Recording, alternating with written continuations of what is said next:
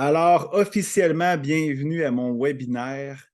Mon webinaire qui est comment se préparer à un voyage d'aventure. Vous le savez, je suis un aventurier, je suis un amoureux des voyages. Alors aujourd'hui, j'ai décidé de vous faire un beau webinaire, une belle conférence sur mes trucs et astuces que j'ai découverts depuis plusieurs années. Euh, Première des choses, OK, je ne suis pas nécessairement une personne qui ça fait 25 ans qui voyage en aventure, mais quand même, j'ai développé beaucoup d'astuces, beaucoup de trucs que je vais pouvoir partager avec vous. S'il y a des choses qui manquent, ben, dans le fond, vous pouvez m'écrire. Ça va me faire plaisir de traiter certains sujets avec vous. Vous avez toujours l'option clavardage pour ceux qui sont en direct en haut, soit chat ou clavardage, tout dépendamment c'est quoi la langue de votre navigateur. Vous pouvez m'écrire vos commentaires sans problème. Il y a une petite instruction au niveau de ce webinaire-ci. Normalement, je fais des tirages, des trucs comme ça. Mais là, je vais parler beaucoup de liens. Je vais partager beaucoup d'informations, beaucoup de contenu extérieur à cette présentation. Puis vous pouvez aller cliquer sur les liens. Puis vous le savez, c'est dur, OK, sur une présentation à l'écran. On ne peut pas cliquer nécessairement avec votre souris parce que c'est moi qui partage mon écran présentement. Mais je vais vous donner le seul lien que vous devez retenir, c'est celui-là présentement. OK? Vous n'êtes pas obligé d'écrire HTTPS nécessairement. Vous pouvez taper juste inscription.hugo360.pro. Vous mettez votre email, votre nom, votre prénom, vous faites envoyer, puis tous les liens de la présentation vont être dans un bullet point, des bullet points, une liste d'énumération. Vous allez pouvoir cliquer là-dessus, puis pouvoir aller voir directement sur votre ordinateur, sur votre téléphone intelligent, tous les liens que je vais parler. J'en profite aussi, ben, si vous aimez ce que je fais, ben, vous pouvez liker des vidéos, vous pouvez mettre j'aime, j'adore, vous pouvez aussi partager ça. Ça me fait toujours, toujours plaisir d'avoir votre aide. Vous le savez, je le fais gratuitement, je fais ça de bon cœur pour pouvoir vous donner cette passion de l'aventure, des voyages. Fait que dans le fond, si vous voulez me donner un coup de main, ça va me faire plaisir, bien entendu. Alors, rapidement, qui est Hugo Dubé? Ben, je tiens à le préciser à chaque fois que je fais une conférence, peut-être qu'il y a des gens qui ne me connaissent pas. Alors, normalement, ben, je parle un peu plus globalement de moi, mais là, je vais parler plus d'Hugo l'aventurier, le Hugo amoureux des voyages. Vous allez voir sur cette présentation-là, sur cette diapositive-là, beaucoup de mes voyages d'aventure sont là. On me voit deux fois, à deux reprises au Machu Picchu au Pérou. On me voit aux États-Unis dans les Montagnes Blanches avec les Koigi en Colombie, bon, à Kakuna, proche de Rivière-du-Loup, on voit vraiment une vue splendide sur le fleuve Saint-Laurent et aussi, on me voit en train de méditer devant le lac Atitlan au Guatemala. Fait que des beaux voyages. Alors, moi, je suis un amoureux de l'aventure, un amoureux du voyage. Quand j'étais jeune, clairement, OK, j'étais passionné par ce type d'activité-là, mais bon, je me suis égaré un petit peu avec les aventures de la vie. Je suis allé beaucoup dans l'entrepreneuriat. Alors, je suis un entrepreneur. J'ai quelques entreprises en technologie.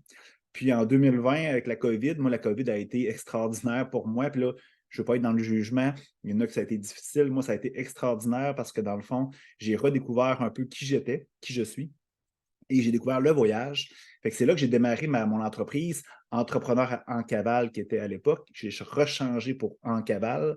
Fait que j'ai démarré une entreprise qui est dans l'organisation d'aventures, de voyages, d'expéditions partout autour de la planète, mais aussi des expéditions plus au Québec, comme par exemple l'hiver dernier, en février dernier, on a fait une belle cavale avec des amis français qui sont descendus au Québec. On a fait du traîneau à chien, fait que j'en fais régulièrement ici au Québec, mais où je suis très connu et reconnu, c'est beaucoup dans mes voyages à l'international et beaucoup dans l'Amérique latine. Alors, un amoureux des voyages, puis je suis un amoureux des voyages un petit peu plus hors norme. Moi, c'est sûr que qu'est-ce qui me fait moins triper, c'est pas les tout inclus à Cuba, dans un resort à 800 dollars, c'est pas ça qui me fait triper. C'est beaucoup les voyages d'aventure, pack-sac, sac à dos, auberge de jeunesse, hostel. On prend l'avion puis on goûte à la culture locale. C'est vraiment ça qui m'intéresse. Puis c'est beaucoup ça aujourd'hui que je vais vous parler. Fait que ça va être super, super intéressant si vous êtes comme moi ou vous désirez goûter à l'aventure. On va commencer par les mythes et les préjugés. Puis vous allez voir, je me suis pris plusieurs notes parce qu'il y a beaucoup de choses dans cette présentation-ci. Alors, il y a beaucoup de mythes. Hein. Tu sais, moi, souvent, quand j'organise un voyage, souvent les gens viennent me parler, viennent m'écrire. J'ai beaucoup de discussions avec les gens, puis je me rends compte qu'il y a beaucoup de choses qui sont non fondées, qui empêchent les gens de voyager. Là, vous allez voir, OK, si vous êtes inscrit sur inscription.hugo hugo360.pro, ben, dans le fond, vous avez un lien. J'ai écrit un blog là-dessus, fait que vous allez pouvoir cliquer dessus pour lire davantage sur les préjugés et les mythes en lien avec les voyages. Puis dans le fond, le plus grand don que vous avez sur cette terre, que tout le monde a, OK, quand on est sorti de notre mère à la naissance, c'est le discernement. Tout le monde a ce fameux don-là. C'est important de toujours utiliser son discernement avec moi, mais aussi avec tout le monde. Première des choses, OK, quand les gens viennent me voir, souvent, c'est la barrière de la langue qui empêche les gens de voyager. Puis ça, je trouve ça extraordinaire parce que souvent, c'est ça qui empêche les gens. Fait que c'est sûr que, tu sais, moi, je viens de Rivière-du-Loup, dans le Bas-Saint-Laurent. L'anglais, OK, n'était pas nécessairement quelque chose de vraiment, je veux dire, qu'on utilisait tous les jours. Fait que je ne suis pas le meilleur en anglais, je ne suis pas le meilleur en espagnol aussi. J'organise des voyages beaucoup dans l'Amérique latine, ça veut dire le Mexique en descendant, jusqu'en Argentine. Fait que ça parle espagnol, ça parle portugais, ça parle anglais. Ben, ce qui arrive, c'est que je ne suis pas le meilleur non plus là-dedans. Puis ça ne m'a jamais empêché, OK, de faire des choses extraordinaires en voyage. Quand on est un touriste, quand on a une belle attitude, quand on a un mindset que genre on va goûter, on va visiter un pays, tu es respectueux dans la bienveillance, dans l'amour, ben c'est sûr que dans le fond, les gens sont dans la même vibe que toi, puis dans le fond, peu importe ce qui se passe, ils vont t'aider. Fait que c'est pas vrai non plus que je veux dire que partout en Amérique latine, ça parle anglais. La majorité des places, là, on exclut les aéroports, on exclut les restaurants, les trucs touristiques très, très, très connus qui parlent partout anglais dans le monde pratiquement. Mais la majorité des places en Amérique latine que je vais visiter, ben, quand tu viens pour jaser un chauffeur de taxi ou peu importe, même à la réception d'une auberge de jeunesse, régulièrement, OK, en Amérique latine, ça parle uniquement espagnol. Fait que ton anglais, ça sert pratiquement à rien. Fait que si ton premier préjugé ou ta première barrière au voyage, c'est que tu ne parles pas anglais, tu vas être déçu parce que des fois, l'anglais est zéro utile dans certains de ces pays. Fait que si tu ne parles pas espagnol, OK, ben, ça peut être un problème peut-être, mais je veux dire, quand on est dans la bienveillance, quand tu installes Google Translate sur ton téléphone, quand tu prends la peine d'apprendre 2, 3 petits mots, OK, pour te débrouiller, ça se passe toujours bien. Autre chose, autre préjugé aussi, c'est que dans le fond, le dollar américain est utilisé partout sur la planète.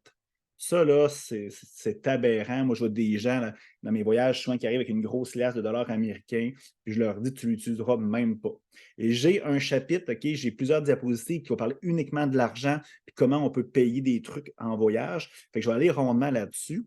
C'est comme vous autres, par exemple, tu restes à Québec, puis il y a un touriste qui vient te voir dans un magasin, puis qui te paye, par exemple, je ne sais pas, en argent de la Russie. Je pense que c'est des roubles, je pense. Mais dans le fond, il va arriver et il va te payer avec ce type d'argent-là. Qu'est-ce que tu vas dire? Tu vas probablement dire, ben, regarde, je ne sais pas où changer ça, je ne sais pas quoi faire avec ça. Fait que tu vas probablement le refuser ou tu vas le prendre, OK, mais tu vas être insulté ou peu importe. C'est la même chose peut-être avec l'euro, qui est peut-être un petit peu plus connu, des choses comme ça. Mais c'est souvent la même chose dans certains pays d'Amérique latine. C'est que dans le fond, ils ne sauront pas quoi faire avec ça. Ça se peut qu'ils l'acceptent. Ça se peut que dans le fond, le taux de change, OK, va être beaucoup défavorable. Moi, j'ai déjà pris un taxi, par exemple, de l'aéroport à Cusco, puis j'avais juste des dollars américains une fois, puis dans le fond, ça m'a coupé le triple parce que le gars, probablement, qu'il n'y avait pas nécessairement, OK, la possibilité de le changer facilement. Il y a juste une personne qui m'a écrit une question. Oui, mais j'ai un ami qui a marqué des pièges et des scams qu'on peut avoir en voyage. Je vais en parler d'ailleurs aussi. Fait que, l'argent américain n'est pas pris à toutes les places. C'est le fun d'en avoir un petit peu, OK, mais c'est vraiment un préjugé. Fait que je vais vous parler comment faire pour avoir l'argent local tout à l'heure dans des diapositives dédiés à ça. Autre préjugé, c'est que, bon, c'est difficile de payer. La majorité des places, ils acceptent toute la carte de crédit. C'est facile, à part des trucs plus locaux, des trucs comme ça, la majorité accepte la carte de crédit. Puis dans le fond, OK, c'est quand même fortement utilisé et très sécuritaire. Fait que tu n'es pas obligé d'apporter une liasse d'argent épaisse comme ça pour pouvoir vivre un voyage. La carte de crédit est utilisée, il y a des guichets automatiques aussi. Un autre préjugé aussi, c'est que les voyages d'aventure, ça coûte moins cher que les tout inclus. Moi, souvent, les gens viennent me voir, puis là, je parle, je vais vous parler tantôt de mon voyage au Pérou, que j'organise en mars, puis lui du Guatemala. C'est des voyages quand même qui peuvent revenir vers 3000, 3005, puis même peut-être même plus, tout dépendamment de ce que tu manges, c'est quoi tu achètes comme souvenir aussi. Puis souvent, les gens disent, ah, c'est donc bien cher comparativement à un tout inclus. Ben, un tout inclus, c'est simple. Hein? C'est que dans le fond, ton vol, c'est la même compagnie, exemple Sunwing, Transat, qui va être le vol, qui va aussi s'assurer de tout l'hôtel, puis tout tout le package du forfait. Fait que même si tu es un hôtel avec une compagnie tierce, par exemple un Riu, par exemple un Barcelo, peu importe, bien souvent ça va être Sunwing, tu vas payer à Sunwing ou à Transat, puis comme ça va être tout inclus. La nourriture est inclue aussi, l'alcool est inclus. Fait que ça arrive très, très avantageux, même si les prix ont augmenté depuis quelques années après la COVID, bien c'est sûr que tout inclus va revenir beaucoup moins cher souvent que, par exemple, un voyage d'aventure. Souvent, les voyages d'aventure, ça va être dans des pays un petit peu moins touristiques. Oui, tu peux y aller au Mexique, mais souvent, tu vas aller au Pérou, tu vas aller en Équateur, au Guatemala, au Costa Rica. Fait que souvent, les vols vont coûter un petit peu plus cher. Pas tout le temps, mais peut-être vont coûter un petit peu plus cher, vu que dans le fond, la compagnie aérienne ne va pas se reprendre aussi avec des forfaits tout inclus. Bien, ça va être souvent le plein prix. Fait que qu'est-ce qui arrive? Ça revient plus cher. Là, tu payes ton hôtel qui est séparément, ta nourriture. Puis là, qu'est-ce qui arrive? Tu es beaucoup dans l'émotion aussi. Tu arrives à Cusco, au Pérou, tu es dans la place d'armes, c'est super merveilleux. Tu vois des trucs espagnols, Inca, tu vas voir un beau petit restaurant, tu te laisses imprégner aussi par les émotions. Fait que ça se peut que tu achètes des choses que tu n'achèteras pas non plus dans un tout inclus. Souvent, il y a plus d'activités aussi, un petit peu moins attrape-touristes. On s'entend, dans un tout inclus, là, les activités que tu fais, ce n'est pas des activités type local qui va te permettre de goûter et connaître le pays. Là. Souvent, tu vas faire le catamaran, que tu vas retrouver la même activité à Cuba, au Mexique, puis par exemple dans les îles Fidji. C'est la même crête d'activité, quasiment la même compagnie de bateaux, le même repas, la langouste qui va être pratiquement pareil que dans tous les pays. C'est pas ça qui va te permettre de goûter au pays, tandis que les voyages d'aventure, clairement, c'est sûr que tu vas goûter au pays. C'est ça qui est important. Ça revient plus cher un voyage d'aventure, mais c'est vraiment zéro comparable. Tu ne peux pas comparer des pommes avec des pommes dans ce type de voyage-là. C'est impossible. Puis c'est ça qui est merveilleux. Ensuite, il faut être en forme pour faire des voyages d'aventure. Encore là, OK, ce n'est pas nécessairement le cas. C'est sûr que les gens pensent qu'on part sac à dos, puis ils pensent qu'on traîne le sac à dos 24 heures sur 24, puis c'est compliqué, puis c'est pesant, puis c'est ça. Au Pérou, là, j'étais allé au Pérou en août, c'est sûr qu'on a visité, mais la majorité des temps, c'est que dans le fond, on prenait un transport, exemple un autobus, le sac à dos était en dessous. Après ça, on visitait. Le soir, on prenait le sac à dos, on allait à l'hôtel en taxi. Quelques minutes, le sac à dos sur le dos. Après ça, on allait à l'hôtel, on partait avec des petits sacs à dos pour aller visiter. Fait que c'est sûr que ce n'était pas nécessairement super exigeant. Puis le sac à dos, on ne le traînait pas nécessairement tous les jours de façon considérable, plusieurs heures par jour. Fait que c'est pas nécessairement, encore là, c'est un préjugé. Puis c'est important de bien s'informer. C'est sûr que si tu vas monter un volcan de 4000 mètres, c'est sûr que c'est beaucoup plus exigeant que tu fais juste du tourisme, visiter des choses comme, exemple, à Cusco, toutes les infrastructures Inca, les musées, bon, toute la ville, c'est très peu exigeant, puis c'est super intéressant. C'est sûr que tu vas marcher beaucoup, mais ça ne veut pas dire nécessairement que tu vas faire des grosses randonnées de plusieurs kilomètres. Alors, c'est fait pour tout le monde, c'est juste qu'il faut bien s'informer. On va parler de planification tout à l'heure. Ensuite, dans le fond, c'est très dangereux les voyages d'aventure. C'est sûr que si tu tapes sur le site web du gouvernement Canada, tous les pays d'Amérique latine, ils vont tous te dire que c'est dangereux. OK? Même en France, ils disent que c'est dangereux pratiquement. Fait que c'est sûr qu'il ne faut pas se fier nécessairement à ce que tu entends. C'est sûr que quand tu prends le temps de t'informer, tu ne te mets pas en danger nécessairement. Mais quand tu arrives dans un pays, dans la bienveillance, tu respectes les coutumes locales, tu respectes tout ce qu'il y a au niveau de ce pays-là, ça se passe facilement bien. Le monde, exemple, au Guatemala, la capitale, c'est considéré comme une des plus villes dangereuses au monde. Mais je suis désolé, à 4 heures du matin, c'est écrit, à 4 heures du matin, il ne faut pas se promener dans cette ville-là. Je suis désolé, à 4 heures du matin, probablement que plusieurs d'entre vous qui m'écoutent présentement n'iraient pas marcher à Québec ou à Montréal, dans des places un peu douteuses. C'est tout à fait, c'est la grosse logique. Quand on respecte, quand on prend des tours avec des gens responsables, des compagnies responsables, des compagnies structurées, normalement, il ne nous arrive absolument rien. Puis normalement, moi, je n'ai jamais eu de problème parce que je sais voyager dans la bienveillance, puis je respecte aussi les gens. Autre chose, dans ces pays-là, OK, où la majorité des pays du monde, le cellulaire ne fonctionne pas. Je veux dire, ton forfait cellulaire canadien, si tu payes la transportabilité, par exemple avec Bell ou Vidéotron, ça coûte entre 10 et 15 par jour. Ton forfait est suivi comme si rien n'était. Puis dans le fond, il va fonctionner très, très bien. Puis même sur un volcan, j'étais dans le volcan Fuego au Guatemala, puis j'ai reçu un appel téléphonique sur le volcan. Bon, c'est sûr que j'étais à 4000 mètres, c'est pas nécessairement, j'ai pas pu nécessairement chanter une chanson, puis dans le fond, faire un FaceTime fluide, mais je veux dire, ça fonctionnait. Mais tu sais, au sol, ça fonctionne super bien. il y a des forfaits, puis tu peux prendre des cartes SIM aussi locales pour pouvoir avoir un forfait plus intéressant en termes de coût. L'autre chose, c'est que la majorité des places, dont les restaurants et les hôtels, surtout, il y a du Wi-Fi de qualité.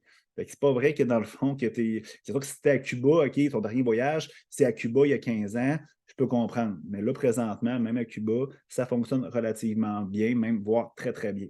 Je vais prendre une gorgée de café. Autre préjugé, ben, dans le fond, c'est que faut tout apporter les médicaments du monde, OK, parce que dans le fond, là-bas, il n'y en a pas. Oubliez ça. S'il y a quelque chose qu'il y a beaucoup dans ces pays-là, c'est des guichets automatiques, des ATM, puis l'autre chose, OK, des pharmacies. Il y en a plus qu'au Québec, il y en a plus qu'au Canada. Fait que c'est sûr que la marque, si tu as besoin du polysporin parce que tu t'es coupé un petit peu, bon, c'est sûr que ça se peut que ça ne s'appelle pas polysporin. C'est un autre nom. Encore là, Google Translate, tu prends une photo, recherche sur Internet, puis tu vas trouver le bon produit que tu as besoin. Fait qu'il y en a partout. Fait que c'est super sécuritaire, il n'y a aucun problème là-dessus. C'est sûr, si tu es dans un volcan ou dans la jungle amazonienne, ça se peut que dans le fond, il n'y a pas de McDo au corner du sentier en terre battue, mais je veux dire, majoritairement, c'est bien fait. Ensuite, ben, dans le fond, la majorité des gens aussi, c'est qu'ils pensent que quand tu tapes, par exemple, Pérou, quoi faire au Pérou, quoi faire en Équateur sur Google, que les choses qui vont te lister, c'est le pays en question.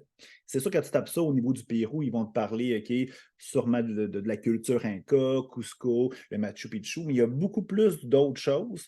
Puis dans le fond, souvent, ce n'est pas écrit dans les livres que tu vas acheter, comme le Routard, comme Ulysse, des trucs comme ça qui sont des livres réputés dans le voyage ou dans les portails web. Souvent, ça va être des trucs plus style attrape-touriste ou des styles genre des gros in dans le pays, mais il y a beaucoup plus que ça.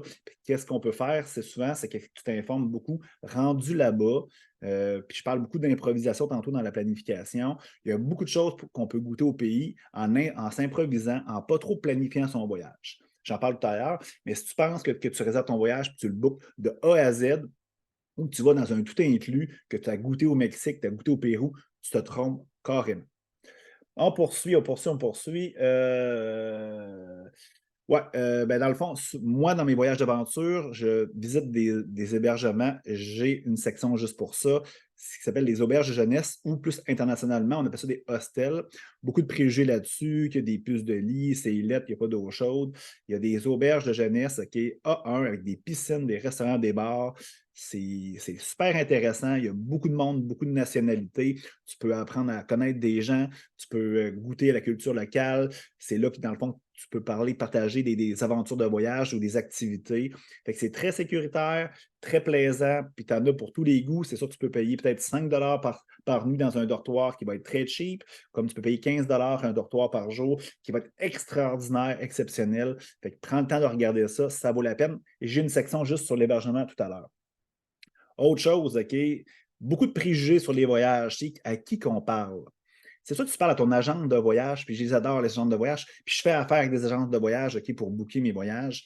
Mais quand je leur parle de l'Équateur, parce que demain, je pars en Équateur avec un groupe, c'est quoi? C'est qu'elle n'a jamais été la personne. Elle n'a jamais été ou à référer des tout inclus ou des vols d'avion. C'est sûr, eux autres, là, ils vont t'aider quand même, là, ils vont faire des recherches sur Google, mais ce n'est pas les mieux placés, à part des agents de voyage style aventure, il y en a, mais il y a ceux qui vendent du Transat, du Sunwing dans les tout inclus, c'est sûr qu'ils ne sont pas habitués, puis c'est tout à fait normal, c'est même pas un jugement de ma part, c'est que dans le fond, leur spécialité, c'est d'autres choses. Fait qu'ils vont te vendre le billet d'avion, ils vont pouvoir te conseiller dans plusieurs choses, mais dans les voyages d'aventure, ça leur prend une spécification là-dedans, puis c'est pas tout le monde qui en a. Fait qu'avoir ça en tête. Après ça, ben, dans le fond, il y a beaucoup de préjugés aussi de ton beau-frère, ta belle-mère, OK, peu importe, un ami qui n'a jamais voyagé, qui va dire ben oui, avec des ragots, OK, puis des préjugés, puis tout ça, qui va t'empêcher de voyager. Fait que pose-toi toujours la question, c'est qui te donne des conseils? Est-ce qu'il a déjà voyagé dans ce pays-là? Est-ce qu'il connaît ça? Blablabla. Oui, OK, ben c'est crédible, il y a une notoriété, puis là, écoute-le. Sinon, OK, passe ton chemin, souris, puis dis merci, c'est correct. Autre chose aussi, un préjugé là, extraordinaire aussi, hey, prends une photo de ton passeport, OK? Parce que si par exemple tu le perds, tu vas pouvoir revenir au Canada. C'est pas vrai, OK? Si tu perds ton passeport, OK, c'est problématique. Oui, une photo peut être intéressante parce que dans le fond, tu peux peut-être booker des hôtels qui demandent ton numéro de passeport, souvent à l'étranger, comme la même chose quand les étrangers viennent au Canada. dans l'hôtel, il demande ton numéro de passeport. Bref, ça, c'est intéressant, mais tu devrais savoir ton numéro de passeport par cœur. C'est quasiment 6 caractères, 7 caractères. Mais bref, c'est sûr que tu ne pourras pas aller passer les douanes pour sortir du pays ou la sécurité si tu n'as pas ton passeport. Quand tu le perds, il faut que tu ailles voir ton ambassade, c'est important. Ça prend toujours un peu d'argent, parce que dans le fond, ça coûte des frais. Et souvent, tu vas rater ton avion peut-être si tu te prends trop en retard, et ça se peut que ça coûte un peu d'argent. Bref, je te dis ça de même, c'est sûr, il ne faut pas que tu le perdes. La chose la plus importante, c'est ton passeport. Ensuite, il y a plusieurs personnes aussi, ça va un petit peu en lien avec les médicaments. Il y a beaucoup de gens qui viennent me voir et disent hey, j'ai parlé avec mon docteur, puis j'ai parlé avec mon pharmacien, puis ils disent que dans le fond, ce pays-là, c'est dangereux ou telle activité, c'est dangereuse. Puis, je vous l'ai dit, cette personne-là qui n'a pas voyagé, prend son commentaire avec des pincettes. Parce que, tu sais, moi, je me fais dire des fois, hey, ça prend des médicaments contre l'altitude. Quand tu regardes sur Internet ou quand je vois des gens qui l'ont pris, il y a plus d'effets secondaires contre l'altitude que l'altitude elle-même. Fait que le meilleur remède contre l'altitude, c'est y aller progressivement. Tu y vas, exemple, au Pérou, tu vas te promener à Cusco tranquille, quelques jours pour t'habituer à 2300, 2400 mètres. Et après ça, quand tu vas faire la montagne des 7 couleurs à 5100 mètres, ben là, tu vas être habitué, ça va être plus facile. Fait que c'est beaucoup plus dans le comportement, dans ton agissement que dans les médicaments parfois. Fait que si la personne a voyagé, le médecin dit ben oui, moi je suis habitué ou je connais des gens, j'ai une expertise là-dedans dans le voyage d'aventure. OK, c'est correct. Tu peux prendre quand même toujours ton commentaire en considération, mais il faut faire attention des fois parce que j'ai des gens des fois qui amènent 200 médicaments, puis à part du gravel, OK, parce que des fois les routes sont sinueuses dans ces pays-là, ils n'utilisent absolument rien. C'est bon à jeter aux poubelles par la suite, ça prend l'humidité, des choses comme ça. Fait que faites attention. Il y a peut-être d'autres préjugés, d'autres commentaires. J'ai des gens. Super. Fait qu'on va poursuivre. Fait que c'est sûr qu'il y en a d'autres, OK, mythes et préjugés, OK, mais ça, c'est quelques-uns que j'ai abordés, que je trouve que les gens viennent me parler énormément beaucoup lorsque je fais des séances d'information. On poursuit. Il y a une règle d'or, OK, dans le voyage, comme dans toute la vie, là, OK, c'est une citation que j'ai écrite. Je ne sais pas s'il y a quelqu'un d'autre qui l'a déjà peut-être sorti, je ne sais pas. Ça coûte cher à être cheap. Ou la fameuse théorie 5,25 cents pour faire une pièce. C'est ça. En voyage, OK, si tu négliges certaines affaires, ben, ça se peut que ton expérience ou tu te mettes en péril. C'est sûr que au niveau des transports, ben, c'est sûr qu'un taxi, par exemple, OK, certifié avec jaune, orange, OK, avec une vraie pancarte, avec une licence, va coûter plus cher que, par exemple, un fameux gars qui va venir te chercher directement à l'aéroport, OK, que tu ne connais pas nécessairement. Fait que, il ne faut pas négliger certains aspects de ton voyage. Puis, c'était super important. Fait que dans le fond, ça se peut que tu payes 2 fois, ça se peut que tu fasses des erreurs, ça se peut que ton expérience soit pas belle. Fait que prends toujours en considération, OK, est-ce que je suis en train d'économiser des choses qui ne sont pas nécessairement OK, à la bonne place? Et ça en tête. Bon, l'organisation, OK, puis la planification, ben, comment on organise un voyage d'aventure? C'est très simple, OK? Il y a plusieurs personnes qui ont des opinions peut-être différentes de la mienne. Moi, c'est sûr que j'ai tendance à laisser beaucoup de place à l'improvisation. Parce que je me rends compte, une fois rendu sur place, peu importe OK, ce que j'ai planifié à l'avance, ben, dans le fond, je suis déçu parce que je découvre des nouvelles choses que je n'ai pas vues nécessairement sur les sites Internet. Je prends par exemple, mettons, le Machu Picchu au Pérou. Ben, si tu regardes juste les sites web, OK, tu vas rencontrer des gens qui vont te parler du Machu Picchu, des ruines. Oui, tu vas pouvoir monter ça à pied, mais ils ne parleront pas nécessairement que 2 à 3 montagnes autour, comme le Huayna Picchu, que tu peux aller visiter, qui est un beau trek, une belle randonnée, puis tu vas voir le Machu Picchu d'en haut. Si tu vois certains sites qui en parlent, ils vont dire que c'est extrêmement dangereux. Certains guides vont déconseiller ça. Mais quand tu vas sur place, puis tu parles aux touristes, ben, tout le monde te dit OK, il faut que tu vives cette expérience-là, puis c'est extraordinaire. Puis quand tu parles au guide, ben, il te le recommande fortement parce que ça change complètement l'expérience du Machu Picchu, qui est une des merveilles du monde. Fait que c'est pour ça. Fait que je vous dis, laissez de la place beaucoup à votre improvisation, c'est super important. Moi, ce que je fais souvent quand je vais visiter un pays, j'essaie de jouer dans des groupes Facebook. Exemple, au Costa Rica, il y en a plein. En Équateur, il y en a plein. Puis tu poses des questions à des gens qui ont déjà visité l'Équateur, qui ont déjà visité le pays de destination. Puis là, tu vas avoir vraiment une belle information, des belles informations sur le voyage. Puis tu peux même communiquer avec eux autres de verbal. Souvent, les gens dans le voyage ont une belle vibe, ils sont dans la bienveillance, dans l'amour. Ils sont là pour véhiculer l'information qu'on connaît, leurs expériences. Moi, pour ma part, c'est là que je vais chercher des belles découvertes. Autre chose, quand je veux avoir quelqu'un qui va m'aider à organiser ça, parce que j'organise des voyages de groupe, bien, je cherche là-bas une agence de voyage, une agence d'aventure dans ce pays-là. Puis qu'est-ce que je constate? OK, on parlait de barrière de langue tout à l'heure, c'est que la majorité des pays que j'ai visités, il y a toujours une agence de voyage qui a un représentant qui parle français, voire même des fois des agences françaises. Encore là, c'est encore plus rassurant, c'est encore plus facile. Fait que là, tu peux planifier, par exemple, certains trajets, certaines activités avec cette personne-là qui va te rassurer, qui va pouvoir t'aider, puis dans le fond, ça va être super intéressant. Je ne fais jamais le voyage à 100% avec eux autres, parce que des fois, genre, encore là, eux autres vont faire leur vente de leurs attraits touristiques qu'ils connaissent, qui font la promotion, puis ils vont oublier d'autres choses. Mais souvent, ce que je fais avec mes groupes, bien, je vais prendre une agence pour faire les transports de place en place. Par exemple, au Guatemala, on arrive à la capitale, bon, on va aller au lac Atitlan assez rapidement. Ça prend un autobus pour se déplacer. Après ça, on va aller à Antigua, on va aller à Tikal. Je m'organise pour les déplacements et les logistiques, que ce soit cette agence-là qui me donne un gros coup de main. Puis, dans le fond, qui me donne des conseils aussi. Par exemple, quand on est allé sur le volcan Fuego, ben, dans le fond, c'était beaucoup plus facile de poser des questions à une agence de voyage. Peu importe la langue, souvent, on peut écrire, créer des courriels, des choses comme ça. C'est très facile. Fait que moi, c'est mon truc de ce côté-là. Puis l'autre chose, quand tu tapes ça sur Google, exemple, l'Équateur, coiffeur en Équateur, beaucoup de sites de trappe touristes, beaucoup de sites exemple, des sites là, des exemples qui vont faire la promotion de plusieurs destinations. C'est comme des brokers d'activités. Fait qu'ils ramassent une cote sur des agences déjà locales. Fait qu'on ne goûte pas au pays. Fait que j'ai tendance aussi à ne pas me fier à Google. Puis souvent, vous allez peut-être rire, je demande à ChatGPT, la fameuse intelligence artificielle. Je demande à ChatGPT, hey Chat, peux-tu me donner genre, je sais pas, 10 ou 15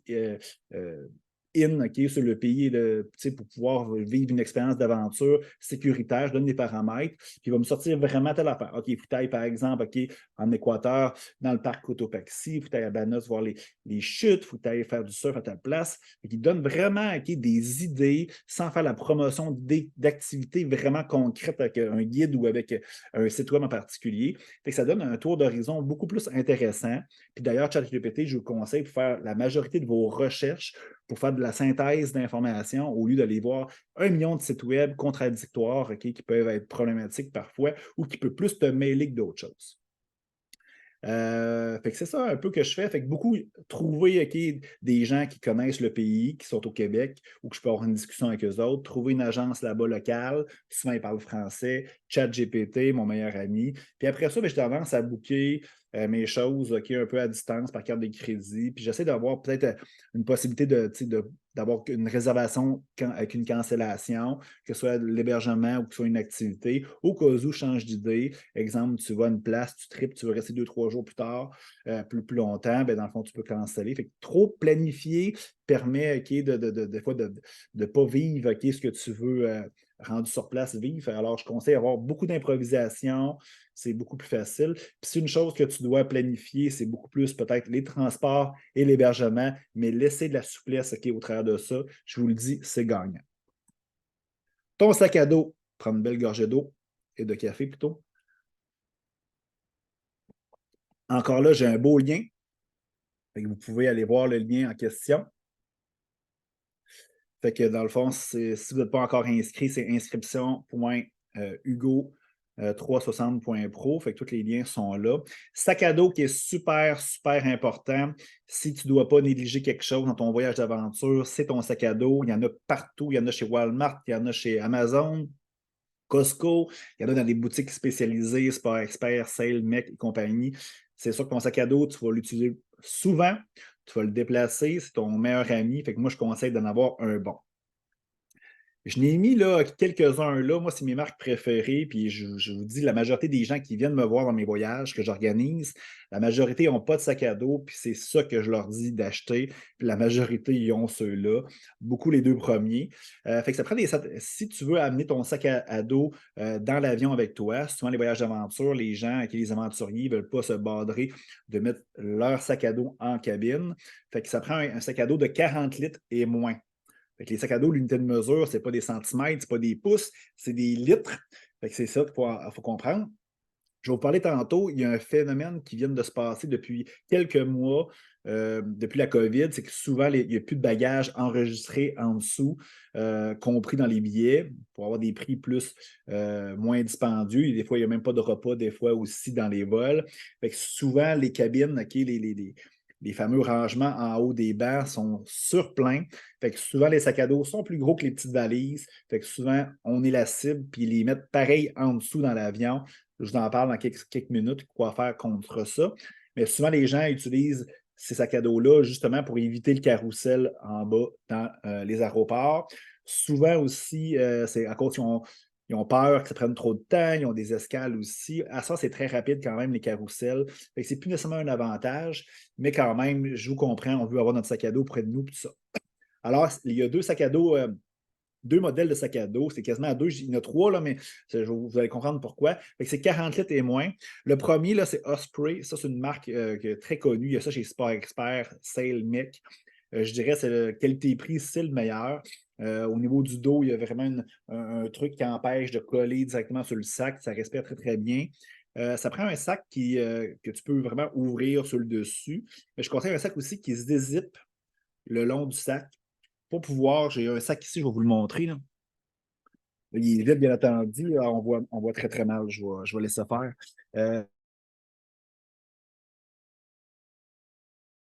C'est ajustable, on peut le mettre un peu plus bas. J'ai un petit problème de micro. Est-ce que vous m'entendez bien? Je pense que c'est rétabli. En tout cas, si vous ne m'entendez pas bien, écrivez-moi sur le chat, s'il vous plaît. Est-ce que vous m'entendez bien? Allô? Je vais faire un dernier test. Allô? Est-ce que vous m'entendez? Je pense que oui.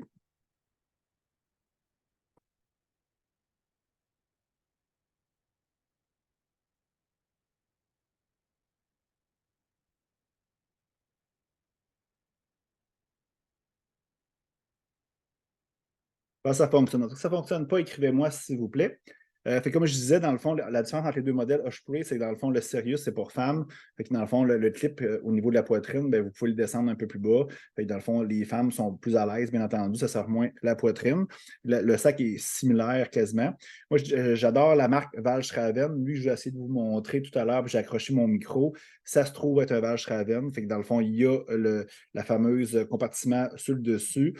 Et il y a aussi les zippers qui dézippent. Vous voyez sur le côté, dans l'image, vous pouvez mettre une gourde sur le côté. Il y a plein d'attaches aussi qu'on peut mettre facilement pour mettre on va accrocher nos souliers à l'extérieur du sac, notre trousse, par exemple, de toilette, si vous avez une trousse intéressante que vous pouvez mettre à l'extérieur pour laisser de la place dans le sac à dos.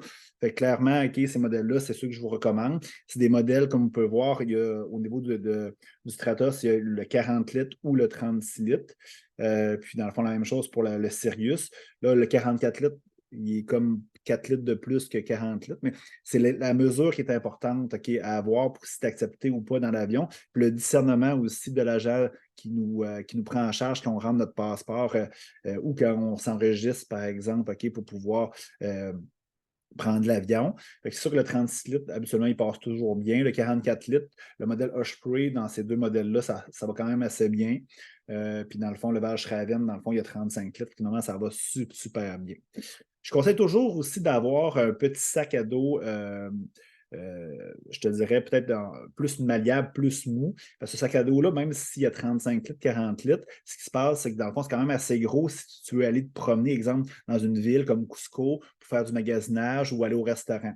Je conseille d'apporter un petit sac plus mou où vous pouvez plier. Là, un sac, là, encore là, c'est comme flou un peu, mais c'est un sac que tu peux plier, que tu mets dans ton sac à dos quand tu pars dans l'avion. Puis quand tu arrives à l'hôtel, ben, tu peux le sortir facilement. Fait qu'il y en a des marques comme Cotopaxi, par exemple, qui soit être une marque super colorée, super intéressante. Je vous le conseille, tu peux vraiment le plier, puis ça va super bien. Dans ces deux sacs-là, que ce soit le sac, le sac principal ou le petit sac, je vous conseille toujours d'avoir une petite pochette qui va pouvoir recouvrir le sac si par exemple il y a de la pluie ou si par exemple il y a de la boîte, des choses comme ça, pour protéger votre sac. Exemple, vous allez faire une randonnée, exemple, la montagne des 7 couleurs au Pérou, il neige, il pleut, tu as ton sac à dos, par exemple, et tu peux le recouvrir, fait que tout ton linge, tout ton stock ne sera pas mouillé. La majorité des sacs que je vous présente aujourd'hui, ils viennent avec un sac protection. Bon, Valge Raven, il faut que tu le mettes par-dessus manuellement, tandis que Osprey, dans le fond, souvent, il est à l'intérieur. Tu disais juste une pochette en dessous du sac, puis tu peux le recouvrir facilement. Souvent, cette pochette-là aussi, tu peux la mettre sur ton sac si, par exemple, tu le transportes en autobus ou tu le mets en soute dans l'avion pour le protéger, pour l'empêcher de le salir, empêcher aussi Mais souvent, les bretelles, les gangs vont être quand même découvertes, c'est un problème. Moi, je vous conseille d'apporter toujours encore là, c'est la marque Osprey. On voit un petit peu moins bien, là. C'est un sac protection de transport. Vous tapez peut-être sur Google, vous allez voir dans une compagnie spécialisée, MEC Sale. C'est un sac de transport de sac à dos pour l'aéroport. Fait que tu peux mettre ton sac, tu dézippes vraiment, tu peux rentrer ton sac, tu le zippes, puis il y a vraiment une bandoulière que tu peux le traîner. Fait que si tu as peur que ton sac soit, par exemple, pris pour être mis en dessous de l'avion, ben, tu peux le mettre dans ce sac de transport-là. Ça va environ 30 à 40 même des fois moins cher. Moi, j'ai la marque Osprey, qui est quand même une bonne marque, qui coûte un petit peu plus cher, mais il y en a plein sur Amazon de différents prix. Fait que ça permet de protéger ton sac. Les bandes, les gants pour les épaules sont dans le sac. Il y a d'autres pochettes à l'intérieur aussi. Fait que pour les gens qui désirent, par exemple, pas se badrer, parce que je vais en parler tout à l'heure, mais au niveau des liquides, quand on amène notre sac ou notre valise dans l'avion, tous les liquides doivent être 100 millilitres et moins et 1 litre maximum totalement au niveau de tous tes liquides. Mais si tu ne veux pas te badrer de ça, tu vas amener un couteau, tu vas amener des bâtons de marche, par exemple. Ça, tu ne peux pas apporter ça dans l'avion avec toi, mais si tu amènes ta housse protectrice, comme je vous ai parlé, ben, tu peux mettre des bâtons de marche à l'intérieur, tu peux mettre des produits, des bouteilles de shampoing, de savon régulier qui fait en sorte que, dans le fond, tu n'es pas obligé d'avoir des petites bouteilles de voyage que peut-être tu vas en manquer ou des choses comme ça. Fait que c'est sûr que c'est un avantage de dire, ben, je prends mon sac à dos, oui, je fais un voyage d'aventure, mais pour les transports, dont l'avion, je le mets dans une grosse housse protection pour pouvoir amener d'autres choses et pas pouvoir le traîner. Parce que c'est pas d'arriver avec un gros sac à dos aussi, tu rentres dans la cabine, tu es pas capable de le rentrer, il y a des valises, tu rentres en dernier, c'est stressant, ça amène un stress moins, ça amène une expérience moins agréable. Puis de ce temps-ci, c'est sûr que les sacs à dos sont vraiment, vraiment, vraiment targetés pour amener en dessous, même si tu n'as pas payé de transport de valise. Ils regardent ça, ils minimisent beaucoup de situations. Puis si vous voyagez un petit peu, souvent, ils font des calls avant d'embarquer pour dire les gens qui veulent enregistrer leur bagage, blablabla, l'avion est plein, ça se peut qu'il n'y a pas assez de place. Ben, c'est ça. Ils targetent les sacs à dos, puis des fois, même si tu ne le veux pas, il va te le mettre en dessous. Ensuite, dans le fond, je conseille pour les sacs à dos des sacs de rangement de ton linge. Là, je ne sais pas si on va voir super bien. OK? C'est comme des petits sacs, c'est très, très simple. OK? C'est un petit sac souvent en filet avec un côté plus fermé. Ça permet d'ouvrir ça et mettre ton linge. Exemple, tu peux en avoir un, par exemple, pour les pantalons, un pour le haut, les bobettes, par exemple, les sous-vêtements. Puis ça, c'est facile, c'est que tu peux vraiment serrer, compresser ça, zipper, ça aère aussi, vu que c'est souvent c'est en filet, puis tu rentres ça facilement dans ton sac à dos. Fait que tu bourres pas ton sac à dos en enroulant ça. Tes bobettes ne sont pas mélangées nécessairement avec ton haut, tes bas, puis tout ça, tes manteaux. Fait que tu peux en acheter. Ça coûte environ, il y en a à 10 il y en a à 40 il y a tous les prix, toutes les marques. Sauf que ça, c'est à ne pas négliger la qualité parce que souvent, quand c'est cheap, le zipper est cheap. Si tu mets beaucoup de linge dedans puis tu zippes, souvent le zipper brise. Puis ça, c'est mal commode parce qu'il faut que tu en rajettes.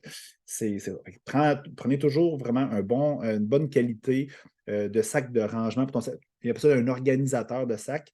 Fait qu'il y en a de toutes les grosseurs. Fait que moi, je fais toujours ça. Je mets mes pantalons dans un sac, les hauts, les bobettes, les manteaux, je les laisse un petit peu plus libres. Puis comme quand on fait notre sac, c'est simple, surtout s'il zip et il est facilement accessible. Moi, je mets toujours les choses pesantes dans le fond.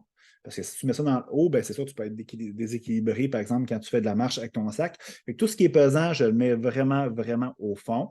Tout ce qui est plus léger. OK? Puis ça, le sac qui est moins, il est plus large en bas qu'en haut. Fait que dans le fond, naturellement, on le fait. Moi, j'ai tendance, par exemple, à clipper mes souliers à l'extérieur du sac. Souvent, on marche, OK, ils sont moins propres aussi. Des fois, il peut y avoir de la boîte sur les souliers, des odeurs, peu importe. J'ai tendance à les sortir à l'extérieur. C'est sûr, quand on part du Canada, bien, souvent, bien, il fait froid dans l'avion. Peu importe la destination où qu'on va, il y a de l'air climatisé dans l'avion. Fait que je mets toujours mes chaussures. Puis, dans le fond, au pire, mes sandales, je les laisse dans le sac, quitte à se changer à l'aéroport de destination. Fait que c'est ça qui est important. Fait que je mets toujours le stock vraiment, vraiment, vraiment pesant au fond. Autre chose aussi, je vous conseille toujours d'avoir un sac banane ou un sac bandoulière. Tu avais beau, ça ne tente pas de gosser, par exemple, pour mettre ton passeport, ton portefeuille en arrière dans ton sac à dos ou sur les petites pochettes de côté qui, des fois, sont trop petites. Je conseille toujours d'avoir un sac bandoulière ou un sac banane. Le sac banane qui est attaché à la taille, malheureusement, c'est que tu es déjà attaché à la taille avec ton sac d'aventure. Fait que c'est sûr, ça peut être problématique. Fait que quand c'est bandoulière, ça va super bien, il est dans le milieu, il ne dérange pas passeport, portefeuille, tout ça.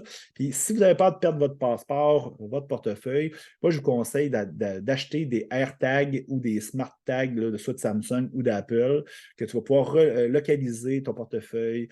Soit tu le mets dans ton portefeuille, soit tu le mets dans ton sac banane. Fait que tu peux le localiser. Souvent, là, c'est pas qu'on l'a perdu, c'est qu'on l'a oublié au restaurant, des choses comme ça. On l'a oublié à l'hôtel. Fait que c'est plus facile, ça rassure. Fait que ça coûte 15 30 c'est vraiment pas cher, ces choses-là. Puis des fois, ça fait vraiment une grosse différence. Je vous ai dit, tout ce qui est 100 millilitres, si tu t'amènes ton sac ou ta valise, dans l'avion, c'est toute chaque bouteille, c'est 100 millilitres et moins, 1 litre maximum. C'est super, super important. Sinon, ben, le douanier peut le voir à la sécurité, te le confisquer, ça va prendre des délais supplémentaires, ça va être plus long, ça va être désagréable. Fait que je vous conseille fortement ça. Je regarde mes notes, voir si j'ai tout oublié. Si j'ai rien oublié, parfait. Excellent. On poursuit. J'ai des questions. Je vais valider. Oui, j'ai quelqu'un qui a dit que Valshraven, il y a des rabais pour les nouveaux clients.